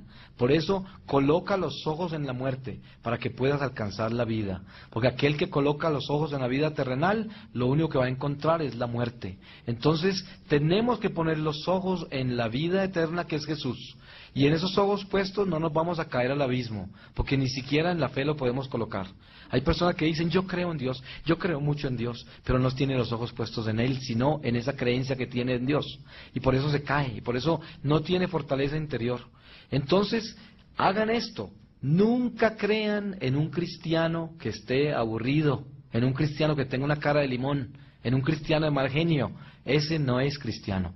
El que tiene el Espíritu de Dios en el corazón tiene gozo, tiene alegría, aunque le estén serruchando una pierna. Ahí está diciendo, gloria a Dios. Mire a San Ignacio de Antioquía. Hicieron todo lo que pudieron por sacarlo de la cárcel, toda la gente cristiana, él no dejó. Él dijo, tengo que ser comida de las bestias, me tienen que triturar para convertirme en pan. Y cuando llegó al Coliseo romano, se fue corriendo hacia los dientes de los leones para que se lo devoraran, y ese día se convirtieron no sé cuántos romanos paganos por lo que él hizo. Y esa es la realidad de nosotros. Aunque estemos listos para que la bestia nos devore de la vida, nosotros tenemos que tener un corazón alegre. Mire que el Señor me da el ejemplo de lo que es el silencio de la cruz. Mucha de esta experiencia que la estoy compartiendo, yo la he convertido en charlas individuales. Por ejemplo, hay una charla que yo doy del silencio de la cruz, porque es muy larga y muy profunda. Les voy a dar algunas ideas de lo que es eso. El Señor me habló de que los seres humanos, la gran mayoría, tienen la cruz al revés, así, de para abajo. Porque el silencio de la cruz, que es esta cruz para arriba, consta de esto. Nosotros tenemos una estación de la cruz que el Señor nos dejó como enseñanza, que es, Él se encuentra con las mujeres santas de Jerusalén. Y aquel que debía ser consolado, consoló. Les dijo, no lloren por mí, sino por sus hijos, por sus pecados, por todo esto. Y no por mí, Él está consolando. Ese es el silencio de la cruz.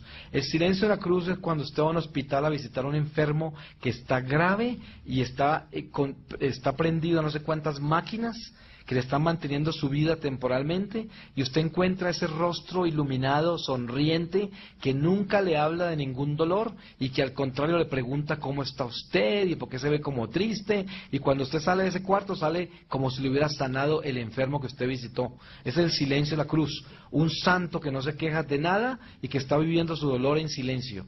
Pero usted entra al cuarto enseguida y encuentra el escándalo de la cruz, el que tiene la cruz invertida. ¿Y qué hace ese? Está con los mismos dolores del otro, conectado a las mismas máquinas, pero con un rostro de limón espantoso. Y apenas entra usted, le empieza a contar cómo le duele todo, cómo es que las medicinas no sirven para nada, las enfermeras son crueles, los médicos no sirven para nada, la familia no los quiere, y cuando usted sale de ese cuarto sale más enfermo que el enfermo. Y hay personas que se sientan al lado suyo a contarle todos los dolores con detalles. Hay familias que manipulan a toda la familia con un dolor y con una enfermedad, o manipulan a la familia con una quiebra económica, con un divorcio, con un problema de empleo, y todo mundo tiene que cargar esa cruz.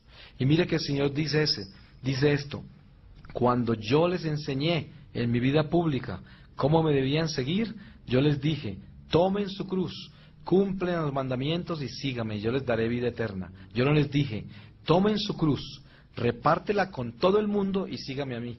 Eso no dijo el Señor. Entonces el Señor dice, aprendamos a vivir el silencio de la cruz. ¿Y cómo es el silencio de la cruz? Entender que del cielo no viene nada malo. Nada malo nos manda el cielo. El cielo no nos manda una enfermedad. El cielo no nos quita el trabajo. El cielo no nos trae un divorcio. El cielo no nos trae absolutamente ninguna maldad, nada que nos pase malo. Todo lo que nosotros vivimos en la tierra como es consecuencia del pecado, a no ser de que nosotros seamos un alma víctima escogida por Dios, como conocemos algunas, que son un privilegio inmenso del cielo, que son almas escogidas. Pero la mayoría de nosotros vivimos las consecuencias de nuestro pecado. Como ejemplo está el Evangelio. Les voy a recordar uno de los tantos que hay.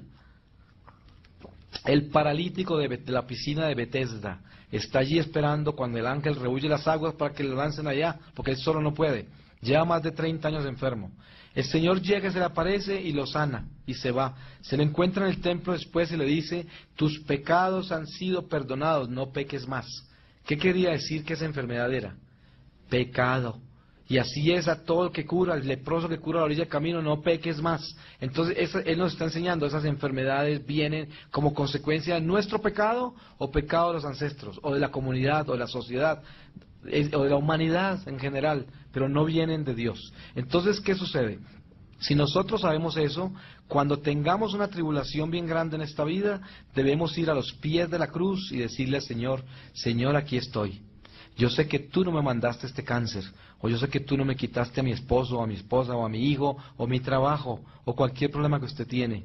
Pero yo te voy a pedir a ti, Señor, que si es tu santa voluntad, que entonces me sanes de este cáncer o me devuelvas a mi marido o a mi trabajito. Pero si no, Señor, que se haga tu santa voluntad, porque yo sé que tú no me causaste este mal, sino que es consecuencia de mis actos malos, de mi miseria, de mi pecado, de mis limitaciones humanas. Señor, ten misericordia de mí. Y ese es el silencio de la cruz. Y no, antes de ir a repartir esa cruz con toda la gente, hay que entregarle ese dolor al Señor en silencio. Y está bien que nosotros en las comunidades que tenemos, como tienen ustedes acá, uno tiene derecho a venir a hablarle a los santos de la iglesia, que oren por nosotros cuando tengamos problemas, para que el Señor nos dé fortaleza para vivir la prueba en que estamos. Pero eso no quiere decir que les venimos a contar que es que nos duele el tobillo y que nos duele esto, sino que en silencio les decimos, estoy pasando por una prueba de enfermedad y necesito que oren por mí para no perder mi fe. Esa es la oración de los santos, pero no repartiendo la cruz. Entonces nos podemos apoyar en el silencio de la cruz. Y esto es mucho más, pero es parte de lo que yo les puedo compartir. Después aparezco en un lago con el agua hasta la cintura. Y al frente de ese lago veo una roca dorada muy hermosa. Y en esa roca dorada yo sabía que iba a ver al Señor, pero sabía que no lo podía mirar por el estado de pecado en que yo me encontraba. Y entonces me encuentro con la sorpresa tan grande de verme rodeado por el enemigo, por el ejército del diablo y almas malditas. Miren esto, el Señor me había hablado de todo eso con su voz, pero yo no había visto el enemigo. El Señor se manifestó a mí por intermedio de mi propia pedagogía, mi propia simbología y mi propio lenguaje.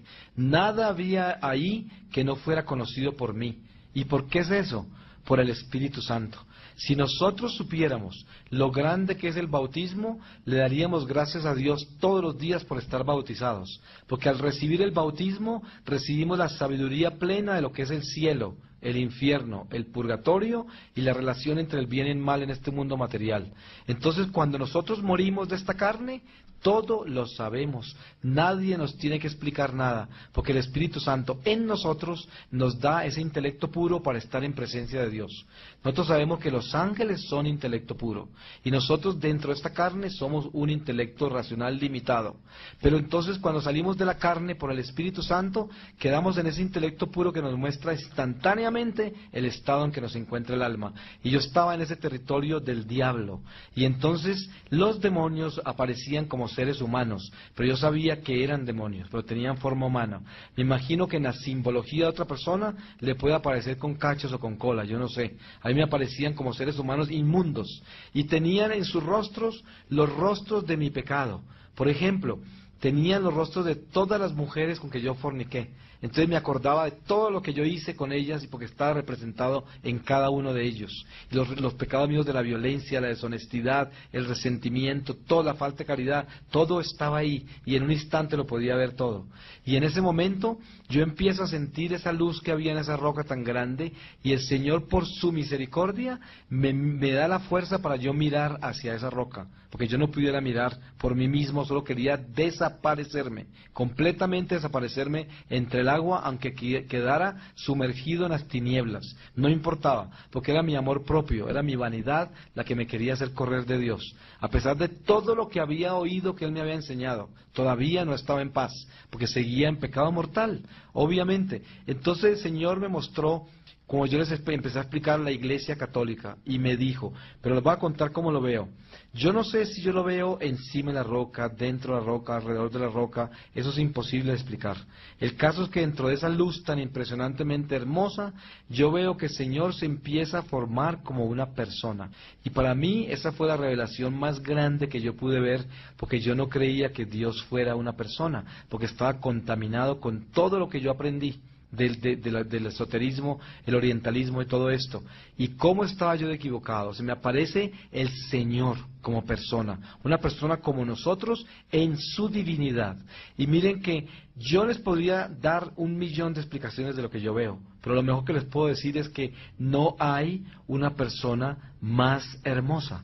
Porque no es una criatura, es Dios mismo que se hizo hombre y tomó ese cuerpo, pero un cuerpo perfecto. Y además en su divinidad, en esa luz esplendorosa, es donde se me presenta. Yo no creo que haya podido ver ni siquiera la mínima parte de esa majestuosa presencia de Dios, porque por misericordia me dejó ver algo de eso por mi estado de pecado. Y solo porque seguramente Él tenía esta misión para mí. Pero miren esto, yo veo al Señor, y se me forma como una persona, como con un traje de luz, la cosa más increíble, pero definido perfectamente como una persona. Un rostro que no tenía edad, pero al mismo tiempo tenía todas las edades, porque podía ver el niño, el joven, el adulto, el anciano, todo lo veía en él. Y todo, absolutamente todo estaba en él. Todo, todo, todo. Lo único que yo veía, como si estuviera afuera, era ese infierno donde yo estaba parado. Entonces, el Señor, en medio de toda esta increíble misericordia, me mira a mí y me dice, me habla de la iglesia. Y entonces me llama y me dice, ¿por qué estás parado ahí? Si yo te di todas las armas para defenderte de eso que estás viendo ahí. Y me mostró la iglesia y me dijo que a los 14 años yo, por soberbia, por orgullo, por pretensión, dije que no necesitaba más confesarme con un sacerdote porque yo no necesitaba intermediarios para ir a Dios. Y empecé a ir a la iglesia a comulgar sin confesarme. Y el Señor me mostró, aquel a que se le ha dado un sacramento como el sacramento de la reconciliación y un don y un regalo tan grande como la Eucaristía, comete el sacrilegio más horrible si no ha seguido el curso de los sacramentos que yo le di. Y me muestra esto, me dice, si yo no hubiese escogido el intermediario, no hubiese nombrado los 12 apóstoles y tampoco hubiese nacido la Virgen María. Yo hubiera podido llegar como el Hijo de una Trinidad y decirles a ustedes, yo soy Jesús. Les voy a abrir la puerta del cielo, les voy a enseñar el camino para encontrar la santidad y los voy a liberar del diablo. Él hubiera podido hacer eso y él dijo, si hubiera podido quedar en la tierra 200 años enseñándonos, pero no fue así la voluntad del Padre. El Padre quiso que él se hiciera hombre como nosotros y que en obediencia a esa humanidad viviera el dolor del hombre para mostrarle al hombre cómo superar ese dolor y cómo morir al pecado como murió él para que nosotros alcanzáramos la entrada por esa puerta al cielo que se llama la cruz, porque por eso se habla que la puerta del cielo es tan estrecha, porque es la cruz, y nadie quiere sangre, nadie quiere dolor, nadie quiere humillaciones, nadie quiere desprecio como el que recibió Jesús en la cruz. Por eso es tan difícil caminar hacia la puerta del cielo que es tan estrecha, porque es la cruz. Nadie que no conozca la cruz podrá llegar al cielo. Mire que si nosotros hemos sido dados esta vida cristiana, tenemos que cristificarnos. Y por lo tanto cada uno de nosotros somos llamados a ser Cristos. De lo contrario no podremos ganar la vida eterna. Y esa es la condición de la salvación. El que cree en Cristo se cristifica y se convierte en un Cristo. Y ese es el único camino de Dios. Por eso San Pablo dice, en mí se completa lo que falta por completarse del cuerpo místico del Señor. Eso es cada uno de nosotros. Cada uno de nosotros somos una célula del cuerpo místico de Cristo. Por eso cada vez que pecamos, disminuimos ese cuerpo místico. Y cada vez que estamos en gracia, lo aumentamos. Entonces depende de nosotros el que el cuerpo místico del Señor crezca o disminuya.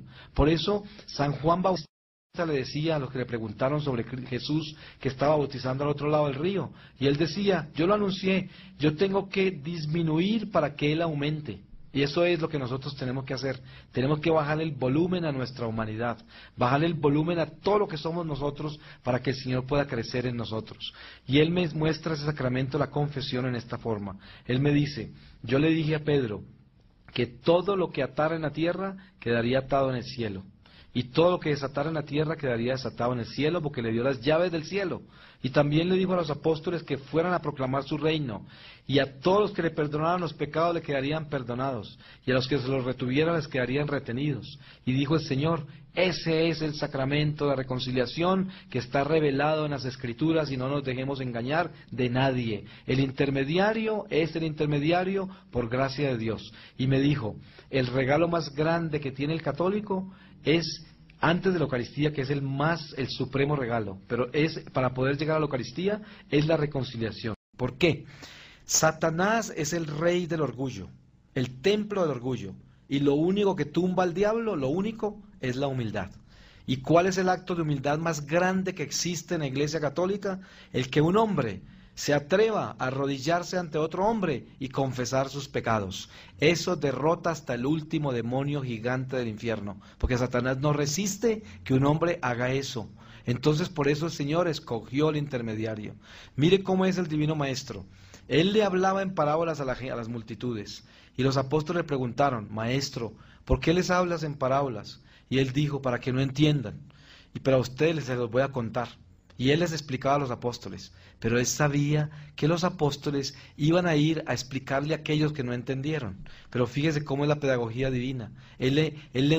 A uno no les dice claro y le dice a otro, porque es otro, les enseñan a los otros, porque él nos utiliza a todos como intermediarios para salvarnos por intermedio de nuestra propia humanidad. Él quiere que nosotros lleguemos a él por intermedio de nuestra propia humanidad, con nuestras propias manos, con nuestros propios pies, con nuestra propia carne, nuestra propia miseria. De esa forma Él quiere que lleguemos a Él. Entonces el Señor me muestra esa reconciliación y dice, tú estás atado al frente del cielo y atado en la tierra, porque no has sido reconciliado por el sacramento que te di, por intermedio de ese sacerdote a quien consideraste absurdo. Entonces Él dice, me compara un sacerdote con ese leproso que viene con un diamante a entregárselo a usted, un diamante precioso. Él dice, usted es capaz de conseguir un trapo y coger ese diamante de la mano del leproso y limpiarlo bien para no infectarse, pero no va a rechazar el diamante. Y eso es lo mismo con un sacerdote que se encuentra en pecado o que sea una persona de mala reputación. Usted va y se confiesa con él y está sangrando de sus heridas porque son inmundas del pecado, pero usted va a coger ese diamante que él tiene en la mano que se llama Espíritu Santo. Entonces, no importa el pecado del sacerdote, porque el sacerdote será sacerdote hasta en el infierno, dice el Señor. nunca dejará de ser sacerdote. Él tiene la unción sacerdotal de perdonar sus pecados, sin importar el estado en que él se encuentre. Y él dice, hay mucho católico que tiene el escrúpulo de irse a buscar sacerdotes santos para confesarse. Y entonces, ¿qué sucede con eso? No solamente está faltando la caridad con el clero, sino que también está entrando en pretensión, y ya de por sí, cuando se va a confesar, ya cometió un pecado. Entonces, el Señor dice, está bien que busque los santos para que te guíen espiritualmente y te den consejos, pero cuando se trate del sacramento de la reconciliación, acuérdate que no es el hombre que te perdona, sino el Espíritu Santo. Entonces, ¿qué tal que te estuvieras muriendo y llegue el sacerdote que no consideras digno de tu confesión? Entonces, ¿te mueres sin confesarte? Entonces, el Señor me dice que al confesarse uno, lleva al demonio a la cárcel. Y por eso yo sentía cuando me confesé después de mi conversión que estaba metiendo en el fuego eterno a todos esos demonios, porque el Señor dice, el ejército del diablo es el guardián del vicio, del pecado, y el ejército de Dios el guardián de las virtudes. Entonces, cuando estamos en pecado mortal, estamos alineados con el ejército de la desobediencia, que son los principados del diablo. Los principados de Dios son el ejército de la obediencia.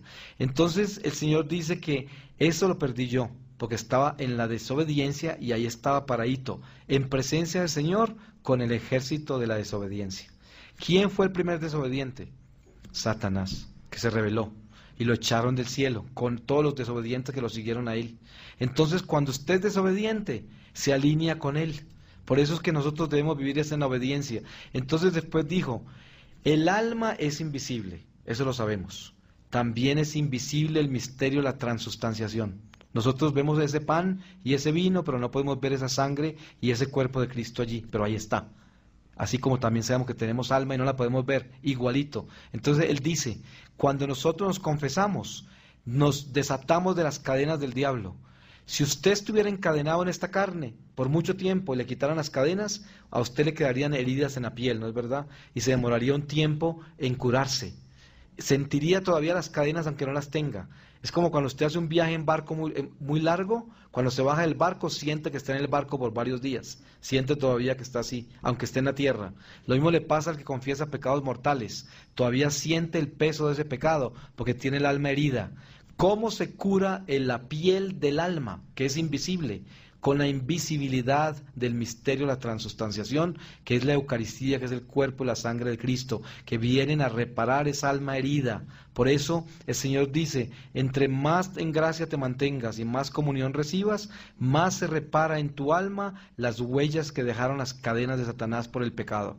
Entonces, esas huellas, esas heridas, son las que se tienen que curar en el purgatorio si no nos curamos acá. Porque el purgatorio es como un hospital de soldados de Cristo heridos. Eso es lo que es el purgatorio. Y no podemos entrar hasta que no estemos perfectamente sanos para poder caminar a la gloria celestial a reportarnos a nuestro Rey. El Señor dice, entonces entendamos que la reparación comienza cuando nosotros nos arrepentimos de verdad y no pecamos más. Entonces el alma empieza a sanarse con esa Eucaristía, entre más la recibamos. El dolor más grande de un católico cuando se muere es darse cuenta de todas las gracias que desperdició por no ir a comulgar cuantas veces pudo. ¿Por qué? Porque imagínese que usted está en su casa por la mañana oyendo radio, viendo novelas, haciendo toda clase de cosas, gastándose una hora en el baño o en el desayuno porque tiene que ir a trabajarse, sabiendo que si hubiera ahorrado un poco de tiempo haciendo las cosas, hubiera podido ir a la misa acerca de su casa donde el Rey del cielo personalmente viene a traerle su propio cuerpo y su propia sangre. Y si usted pudiera comulgar todos los días, tendría la fortaleza para defenderse del diablo durante ese día. Y además, esa Eucaristía dentro de usted como sagrario le puede ayudar a salvar muchas almas en el camino, porque lo va a inspirar a orar por los demás, a interceder, a pedir perdón, a hacer muchas cosas santas por la presencia de la Eucaristía. Y por eso hay tantas almas en el purgatorio católicas que están sufriendo por ese desperdicio de gracias que vivieron. Como también hay muchas almas en la iglesia pagando los pecados de irreverencia a la iglesia, porque la iglesia, cuando entramos a ella, estamos entrando directamente al cielo. Yo también tengo una enseñanza que el Señor me inspiró, que se llama la experiencia mística de la Eucaristía, que es todo lo que sucede en la misa que no podemos ver. Si uno entiende eso, si uno supiera lo que sucede ahí, entraría de rodillas al templo y de rodillas se quedaría hasta que salga, porque está en presencia del Rey y de toda la corte celestial. Y cuando se lee la palabra de Dios, viene el profeta, viene el salmista y el apóstol en persona a leer la palabra. ¿Y cuál es el favorito robo de Satanás al católico? Robarle la palabra de Dios. La mayoría de los católicos, si se entrevistan saliendo de la iglesia, no se acuerdan de quién era el evangelio que leyeron. ¿Por qué? Porque si se le roba el verbo, entonces cuando se hace carne, que es en Eucaristía, usted no recibe la misma cantidad de gracia que si hubiera escuchado el verbo antes de hacerse carne. Y por eso es que los robos que hay en iglesia del diablo son inmensos para aquellos que no están completamente centrados en la devoción y la reverencia a la presencia de Dios en iglesia. Y por eso se elevan y no se acuerdan de la palabra de Dios. Entonces la Eucaristía es una Eucaristía desnutrida, porque no encontraron el verbo y la carne que reciben está bien débil. Entonces, después de esto, el Señor me muestra esto. En el Señor, como veía todo, yo veía un océano de pureza. Y les puedo comparar con esto. Si usted se acuesta sobre el pasto verde que está perfectamente cortado, usted ve un océano verde. Pero si se enfoca en las hojitas del pasto, ve millones de hojitas de pasto. Lo mismo me pasó a mí viendo ese océano de pureza que yo veía en Jesús. Era el cielo, y ese océano de pureza eran espíritus de Dios. Y cuando los detallé, veía millones incontables de espíritus. Notaba cuáles eran los espíritus que habían sido creados puros, que nosotros llamamos ángeles cuando vienen de mensajeros a nosotros. Y también notaba cuáles se habían purificado desde la carne, que nosotros llamamos santos. Y miren que les voy a hablar de una cosa, les voy a hablar de una criatura, ya no de Jesús, que es Dios mismo, sino de una criatura, la criatura más hermosa de las criaturas, la Virgen María. De ese océano de pureza, veo yo una persona. Cuando ustedes miran una vela, que está una llama de una vela, y están orando, por ejemplo en el Santísimo, a veces nosotros tenemos experiencias místicas con la llama, y de repente parecemos ver la presencia de un ángel o de la Virgen o algo. A muchas personas le pasan eso, y eso más o menos fue lo que me empezó a pasar a mí mirando a ese océano de pureza que estaba lloviendo. Y ahí viene como una llama azul y blanca muy hermosa, y encuentro a la Virgen María. Y me doy cuenta que yo había vivido una orfandad espiritual toda mi vida desde que me fui a la iglesia. Yo ya no conocía a María, ni sabía quién era María, porque había abandonado mi iglesia. Y no sabía que tenía un gran vacío en mí, que era un vacío maternal. Y entonces en ese momento se me llenó, y sentí la alegría más increíble. Y me di cuenta que estaba dentro de su vientre, y me comunicaba a ella por intermedio de un cordón umbilical espiritual. Y por intermedio de ese cordón umbilical, todo lo que salía de mí hacia Jesús se iba por intermedio de ella. Y todo lo que venía del Señor hacia mí se venía por entre ella. Era como una puerta perfecta, y se me sentía como si fuera a nacer al Señor desde ella. Pero en ese momento me entró el pánico y la vergüenza, y sentía como si fuera a ser abortado el vientre de ella por el territorio en que estaba parado. Y ella, de la misma manera que el Señor, que tenía esa misericordia tan grande por mi vergüenza, me mostró que ella nunca me abandonó y que nunca me iba a dejar salir de su vientre, y que todos nosotros somos sus hijos, aunque no la conozcamos, y todos estamos en el vientre. Y la preocupación de ella más grande es perder uno de esos hijos del vientre, porque ella siempre quiere que todos nazcan, pero desafortunadamente muchos nacen muertos. Entonces me mostraba la misericordia, y me hablaba tanto la Madre de lo que era la oración, la devoción, el rosario, todo esto. Algunas cositas, poquitas, les voy a explicar porque ya les tengo mucho tiempo acá, pero voy a decirles esto. La Madre me muestra que la oración empieza en este momento. Cuando usted decide orar, en ese momento se ilumina como una antorcha y queda en presencia de todo el cielo. Y esa antorcha que usted se convierte tiene un combustible. Ese combustible se llama la devoción que usted va a practicar cuando decidió orar. Pero el acto de amor más grande hacia Dios es cuando el corazón siente esa necesidad de orar. Entonces se ilumina. Y para mantener esa antorcha prendida, una de las grandes combustibles para esa antorcha es el rosario. Porque el rosario es una de las torturas más grandes a Satanás, como el Via Crucis, como la coronilla de San Miguel Arcángel, la coronilla al Niño, tantas devociones que hay que son tan poderosas porque le recuerdan al diablo su derrota. Y entonces, cuando usted puede orar el rosario, la Madre Santa me muestra el rosario como si fuera una cerca. Y entonces nosotros, cada Ave María es un palito de la cerca que separa. Y cada misterio es una puerta que se cierra al infierno y se abre a la ciudad santa de Jerusalén. Y que terminamos encerrados dentro de ese cerco durante ese día de luz. Y miren el misterio que ella me explica. Ella dice, Dios mismo a través de Jesús nos enseña que a cada día con su afán, que vivamos el eterno presente de Dios. Porque el único que nos vende el futuro o el pasado es el diablo para robarnos el presente. Porque si alguna vez en la vida usted va a recibir una gracia de Dios, la va a recibir en este momento. Entonces, ¿qué hace el diablo? Ponerlo usted en este momento a pensar en la cocina de la casa, en lo que va a pasar mañana, en lo que estaba haciendo ayer, en todo menos en lo que estoy diciendo yo, para robársele la gracia que usted puede recibir en este momento.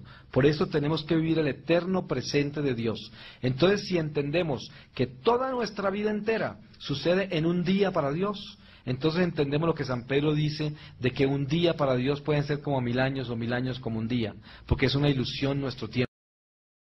Por eso el Señor dice, a cada día con su afán, no te preocupes del mañana, mira las aves del campo que no tienen sembrados ni nada y Dios les da la comida, por eso no te preocupes por lo demás, confía en Dios y no te des por aludido que mañana vas a estar vivo. Mire que el Señor dice, el ser humano es tan pretencioso que es capaz de sentarse en su casa a preocuparse de muerte por los problemas que va a tener mañana, cuando Dios todavía no le ha dado ese mañana. Así de pretencioso es. El Señor dice, si fuéramos humildes, estaríamos viviendo el día de hoy haciéndolo bien, que si Él nos da el mañana, nos va a salir aún mejor. Y por eso tenemos que entender ese eterno presente de Dios, y en eso se entiende el rosario. ¿Qué hace el rosario? Durante ese día que el Señor le dio, lo protege del diablo si usted lo hace bien.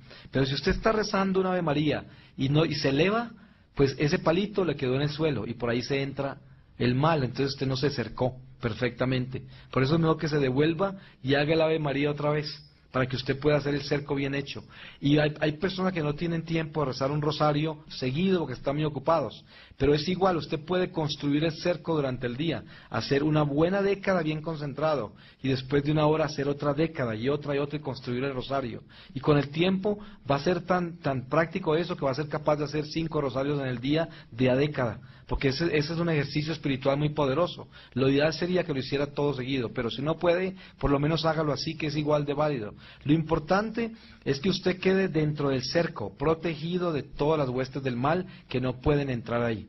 Ahora, si usted quiere torturar, absolutamente torturar hasta el último diablo que esté alrededor suyo y al lado de su comunidad, récese un Vía Crucis completamente concentrado. Porque usted lo que hace ahí es arrastrar los infiernos hacia la oscuridad más horrible y se van todos de su lado, porque no lo resisten. Y si usted encomienda a una persona con un Vía Crucis, tenga la seguridad que por encadenada que esté al diablo, se le van a aflojar las cadenas, porque el diablo no resiste estar al lado de esa persona mientras usted está rezando por ella. Y por eso es que cuando intercedemos por nuestros hermanos que están en pecado, no podemos orar por los pecados mortales de ellos, porque solo ellos pueden salvarse de eso con el arrepentimiento, pero sí podemos aflojarle las cadenas del diablo que los tienen apresados. Y el Señor me coloca en un juicio que yo lo llamo un juicio corto, pero ese juicio, si hubiese sido todo el juicio de todos mis pecados, yo me hubiera condenado porque mi alma estaba condenada.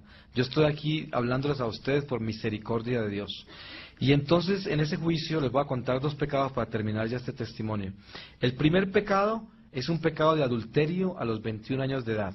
El Señor me muestra en la cafetería de Hamburgo, en la universidad. Yo estoy con una actriz alemana y los 2 somos los actores principales de una obra de teatro clásica alemana que tiene mucha sexualidad. Nosotros 2 decidimos que era mejor para la obra consumar el acto sexual en el escenario, hacerlo de verdad. Y el Señor me dijo, impureza es impureza, así la disfraces con arte. Y me mostró que era un adulterio, que yo estaba casado. Y encima de eso, fue tan grave ese pecado que durante una semana ella y yo pervertimos todo el público que nos veía a nosotros. Entonces cargamos con los pecados de toda la gente que estaba ahí. Y después me muestra a mí y me dice esto: en el sacramento del matrimonio, Dios nos une a los 2 en una sola persona, en una sola carne. Igual, en la fornicación y el adulterio, nos unimos a la otra persona en una carne de maldición y quedamos en una sola carne. Entonces el Señor me mostró a mí con esa mujer en medio de ese adulterio y nos convertimos en una sola persona. Y tenía yo los brazos míos y los de ella, la cabeza mía y la de ella, las piernas de ella y la mía, en un solo cuerpo como un monstruo. Me parecía como uno de esos dioses hindúes que yo tenía en mi casa, que tienen varios brazos y piernas. Así me parecía, un monstruo así. Y entonces, ¿qué sucede? Yo tenía el pánico más horrible porque el diablo me hacía sentir que me iba a quedar así como un monstruo por el resto de la eternidad. Y el diablo me mostraba que yo nunca podría entrar al cielo. Y así me sentía yo, como el más inmundo de todos. Y estaba doblado. Y en ese momento empiezo a sentir del cielo la intercesión. Mire que antes de nosotros cometer un pecado mortal, hay una batalla entre nuestro ángel guardián, los ángeles que nos protegen y los ángeles del diablo que nos quieren tumbar. Y nosotros mismos nos encargamos de derrotar nuestro propio ejército de Dios que nos protege, porque decidimos el pecado. Y ese mismo ejército, esos mismos santos, la misma Virgen María, en el momento que estamos en presencia de Dios, todavía abogan por nosotros para que nosotros mismos no nos encerremos en la oscuridad. Nos defienden de nosotros mismos, porque yo mismo era el que quería irme para la oscuridad eterna, por la vergüenza y la rabia que tenía de haber cometido ese pecado. Entonces, ¿qué sucede? Que yo siento la intercesión del cielo, y esa intercesión me dio la fuerza y toda llegaba a través de la Virgen María. Pero por el Espíritu Santo yo sabía cuál ángel era el que intercedía, cuál santo, todo eso. Y entonces me levanté un poco para mirar la roca, no para mirar al Señor. Y en ese momento la roca se diluyó en moléculas flotantes. Y yo me fundí entre la roca y el Señor me perdonó el pecado y me separó del territorio del diablo. Y sentía una alegría increíble. Pero volví a aparecer en el agua y otro pecado aún peor apareció. Y así era mi juicio, en esa forma. Era algo increíblemente doloroso. Y por último les voy a contar los pecados de la lengua. Yo siempre le recomiendo a la gente meditar en la carta de San Santiago, del apóstol Santiago, sobre la lengua, que tiene una reflexión muy hermosa sobre la lengua. Pero miren qué sucede con la lengua. Cuando nosotros no tenemos conciencia de lo que es la lengua, el diablo utiliza nuestra lengua como un látigo y con eso castiga a toda la gente que nos rodea. Por muy santo que nos creamos. Hay personas que maldicen los hijos, le dicen, ahí va a ser mentiroso, este nunca va a poder hacer nada, a este otro, o al esposo, o a la esposa, o a los vecinos, o a los amigos, y los maldicen, porque el diablo coge esas palabras para hacer eso. Háganse de cuenta esto, mire, el ángel es intelecto puro, por lo tanto no tiene que pensar, todo lo hace instantáneo. Cuando usted está en gracia de Dios, los ángeles de Dios lo pueden ayudar instantáneamente a tomar el curso correcto para las cosas. El Señor compara eso en esta forma. Hay un cieguito que entra acá y viene tambaleándose por allá. Todos nosotros nos vamos a asegurar que ese cieguito no se caiga, que ese cieguito se siente donde es y encuentre lo que necesita. ¿No es verdad? Este cieguito le pasa eso, que entró a un lugar de gente buena, ¿cierto? Si entrara a un lugar de muchachos malos o algo, lo llevarían para que se caiga, se aporree y no le ayudan en nada.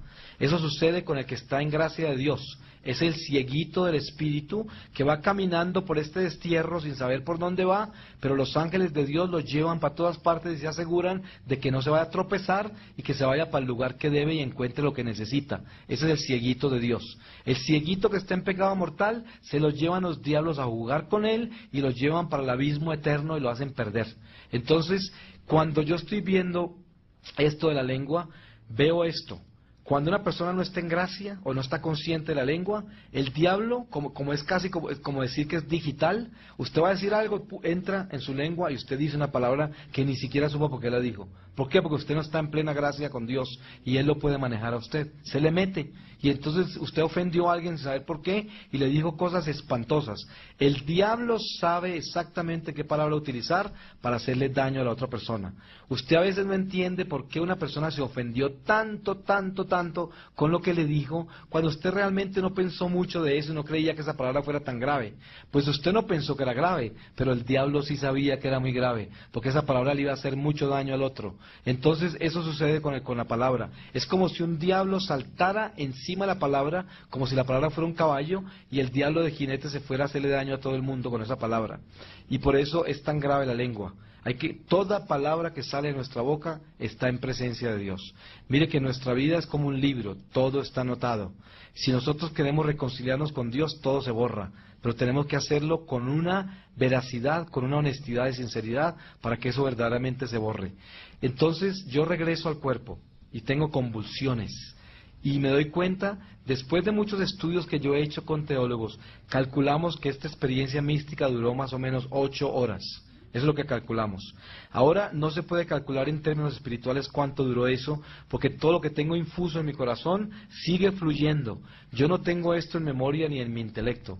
Y si usted ve 10 testimonios que yo he dado, todo lo que es la experiencia mística nunca es igual, siempre salen cosas diferentes, porque es de acuerdo a las personas que están aquí presentes, que el Señor escoge lo que Él les quiere decir de lo que tengo infuso en mi corazón, y fluye hacia afuera.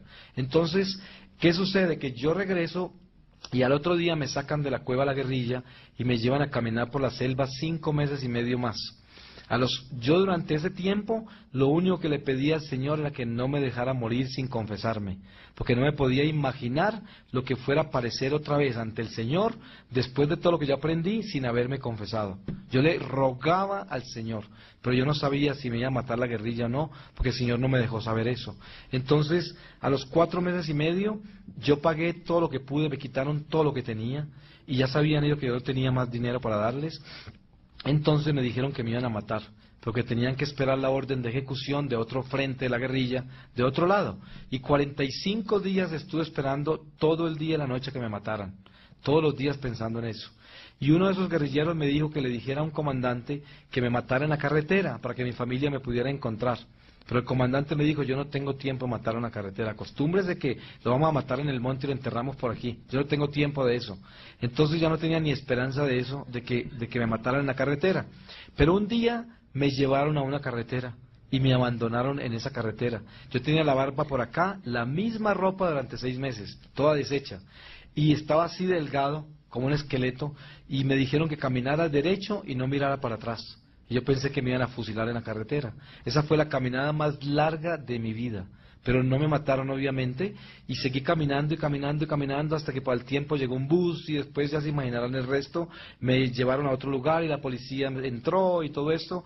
Y estuve 15 días recuperándome y después me fui a confesar con unos franciscanos, a un monasterio de unos franciscanos renovados descalzos.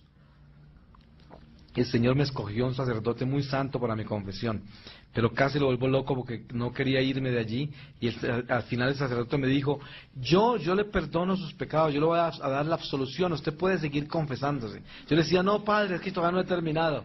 Y allá afuera había un poco de gente esperando para la confesión, y ese cuarto no tenía muebles, tenía un eco inmenso de oír mis pecados de afuera.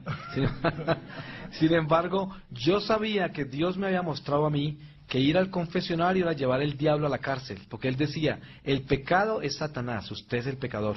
Cuando usted va a confesarse, va a entregar el pecado, que es el diablo, al fuego eterno para que se vaya. Entonces, yo salí después de la confesión muy liviano, pero todavía con ganas de confesarme mucho. Entonces empecé a buscar sacerdotes que no me conocieran para seguirme confesando. Y algunos me decían, usted no tiene que confesar eso. Yo decía, por favor, deme la absolución. Yo decía, nunca más me voy a encontrar con el Señor sin que tenga un solo diablo colgando de mí. Entonces yo trataba de acordarme de todo. Además de que el Señor me dijo, cuando caminamos en gracia de Dios, entre más tiempo caminamos sobre el territorio de la gracia, más memoria de pecado tenemos. Entonces más purgatorio nos evitamos. Al obediente le va bien. Por eso, si nos mantenemos en gracia de Dios, el Espíritu Santo nos traerá memoria de todos los pecados que se nos olvidaron. Eso no quiere decir que no nos perdonó el Señor todos los pecados olvidados, pero el problema es que nosotros no nos vamos a perdonar a nosotros mismos cuando nos encontremos el pecado olvidado el momento de la muerte. Y por eso hay que sanarlo desde ahora y nos evitamos el purgatorio. Porque a pesar de que Dios no los ve, nosotros sí los vemos. Y ese tormento se llama purgatorio. Por eso es que hay que sanar interiormente el alma. Entonces, después de eso paso un año más o menos, un año larguito en silencio, sin contarle a nadie mi experiencia mística, ni siquiera a los sacerdotes con que me confesé. Porque mire, cuando nosotros llevamos un secreto en el corazón, no tenemos necesidad de contarlo. Pero cuando nosotros llevamos un secreto en la mente, no vemos la hora de contarlo, Por eso la gente que lee muchas cosas no ve la hora de descargarle todo ese conocimiento a otro. Pero la gente que medita y contempla mucho a Dios, siempre guarda el silencio de su corazón y está atento a escuchar y muy lento para hablar. Porque esa es la diferencia entre la persona espiritual y la intelectual. El intelectual se llena de cosas para podérselas descargar a otro porque es pura vanidad lo que lee. Entonces, eso no quiere decir que nosotros no debemos enseñar, pues claro que sí, pero enseñar no por vanidad, sino para la gloria de Dios, para ayudar a nuestros hermanos a que abran su conciencia. Entonces, un año después de haber aprendido a ser católico otra vez, yo no sabía ni siquiera el Padre Nuestro, me tocó aprender todo otra vez. Y después de un año, una vez vine a Bogotá de vacaciones desde California en una Semana Santa, y el domingo de Ramos, en misa de 12, yo llegué un poco tarde para encontrar una silla, y estaba en el atrio, porque estaba lleno de gente la iglesia, y desde el atrio yo veía un crucifijo inmenso que colgaba encima del altar, era lo único que podía ver del altar. Y en ese crucifijo el Señor se me empezó a manifestar como se me manifestó encima de la roca. Yo me sentía mareado y pensé que me iba a caer.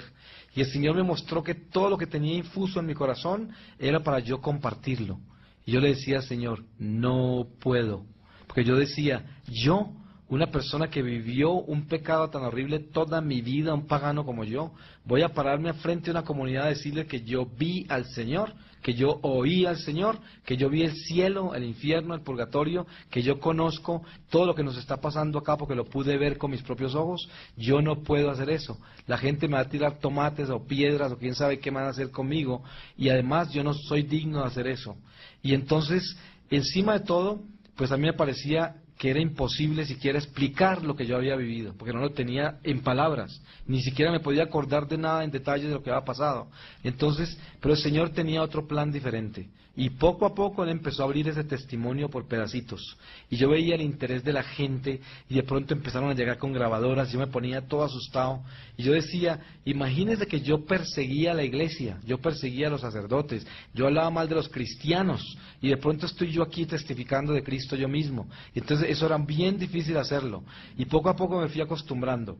Yo soy viudo, mis 2 hijos tienen ya 31 años y 30 años son hombres hechos y derechos, nadie me estaba esperando ya en la vida, no tenía obligaciones con nadie, el mismo demonio me quitó todo el dinero que yo hice durante toda mi vida, ya no tenía nada de propiedades materiales de ninguna naturaleza, pero me habían quitado todo. Y entonces yo estaba como en ceros, y ese fue el llamado del Señor, me llamó a misionar para su iglesia. Y yo empecé con mucha dificultad por la indignidad en que yo estaba acerca de eso. Y poco a poco el Señor se fue tomando todo mi tiempo. Y misteriosamente me empezó a ocupar todos los días de mi vida. Y llevo casi 4 años viajando. He estado en 21 países. Este año, al final, en diciembre, completo 28 países que he visitado. Y no me pregunten cómo funciona esto, porque yo no tengo un centavo a mi nombre. El Señor me lleva por todas partes y nunca me ha faltado nada, absolutamente nada. Nada, porque todo me lo da Él. Pero yo tampoco necesito nada porque no quiero nada. Porque yo les digo a ustedes, me pueden traer todos los tesoros de este mundo. Y yo probé muchos de esos, porque tuve la oportunidad de tener mucho dinero, fama, todo lo que ustedes quieran. Viajé por el mundo, me tomé todos los vinos del infierno, en las fiestas del infierno, por todo el planeta. Pero si me traen todo eso hoy, nada de eso me podrá quitar lo que yo llevo en mi corazón, que se llama Jesucristo. Nada, porque eso es el tesoro más grande y yo lo encontré y no lo quiero perder por nada.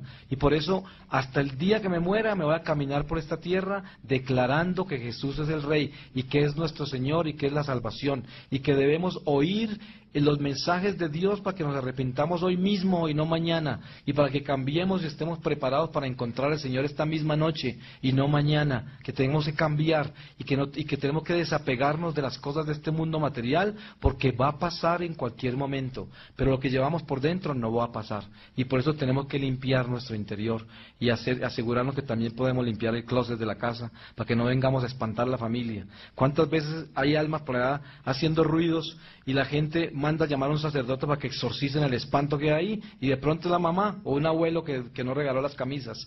Entonces, por eso, que no nos convirtamos en el espanto de la familia, sino en el santo de la casa. En eso que debemos hacer nosotros. En vez de espanto, en santo. Ese es el camino a Dios. Por eso yo le pido esta noche al Señor que los bendiga cada uno de ustedes de una manera muy especial y que nos dé la gracia, todos los que estamos aquí presentes, de encontrarnos en el cielo un día, porque esa es nuestra casa. Que el Señor los bendiga y muchas gracias.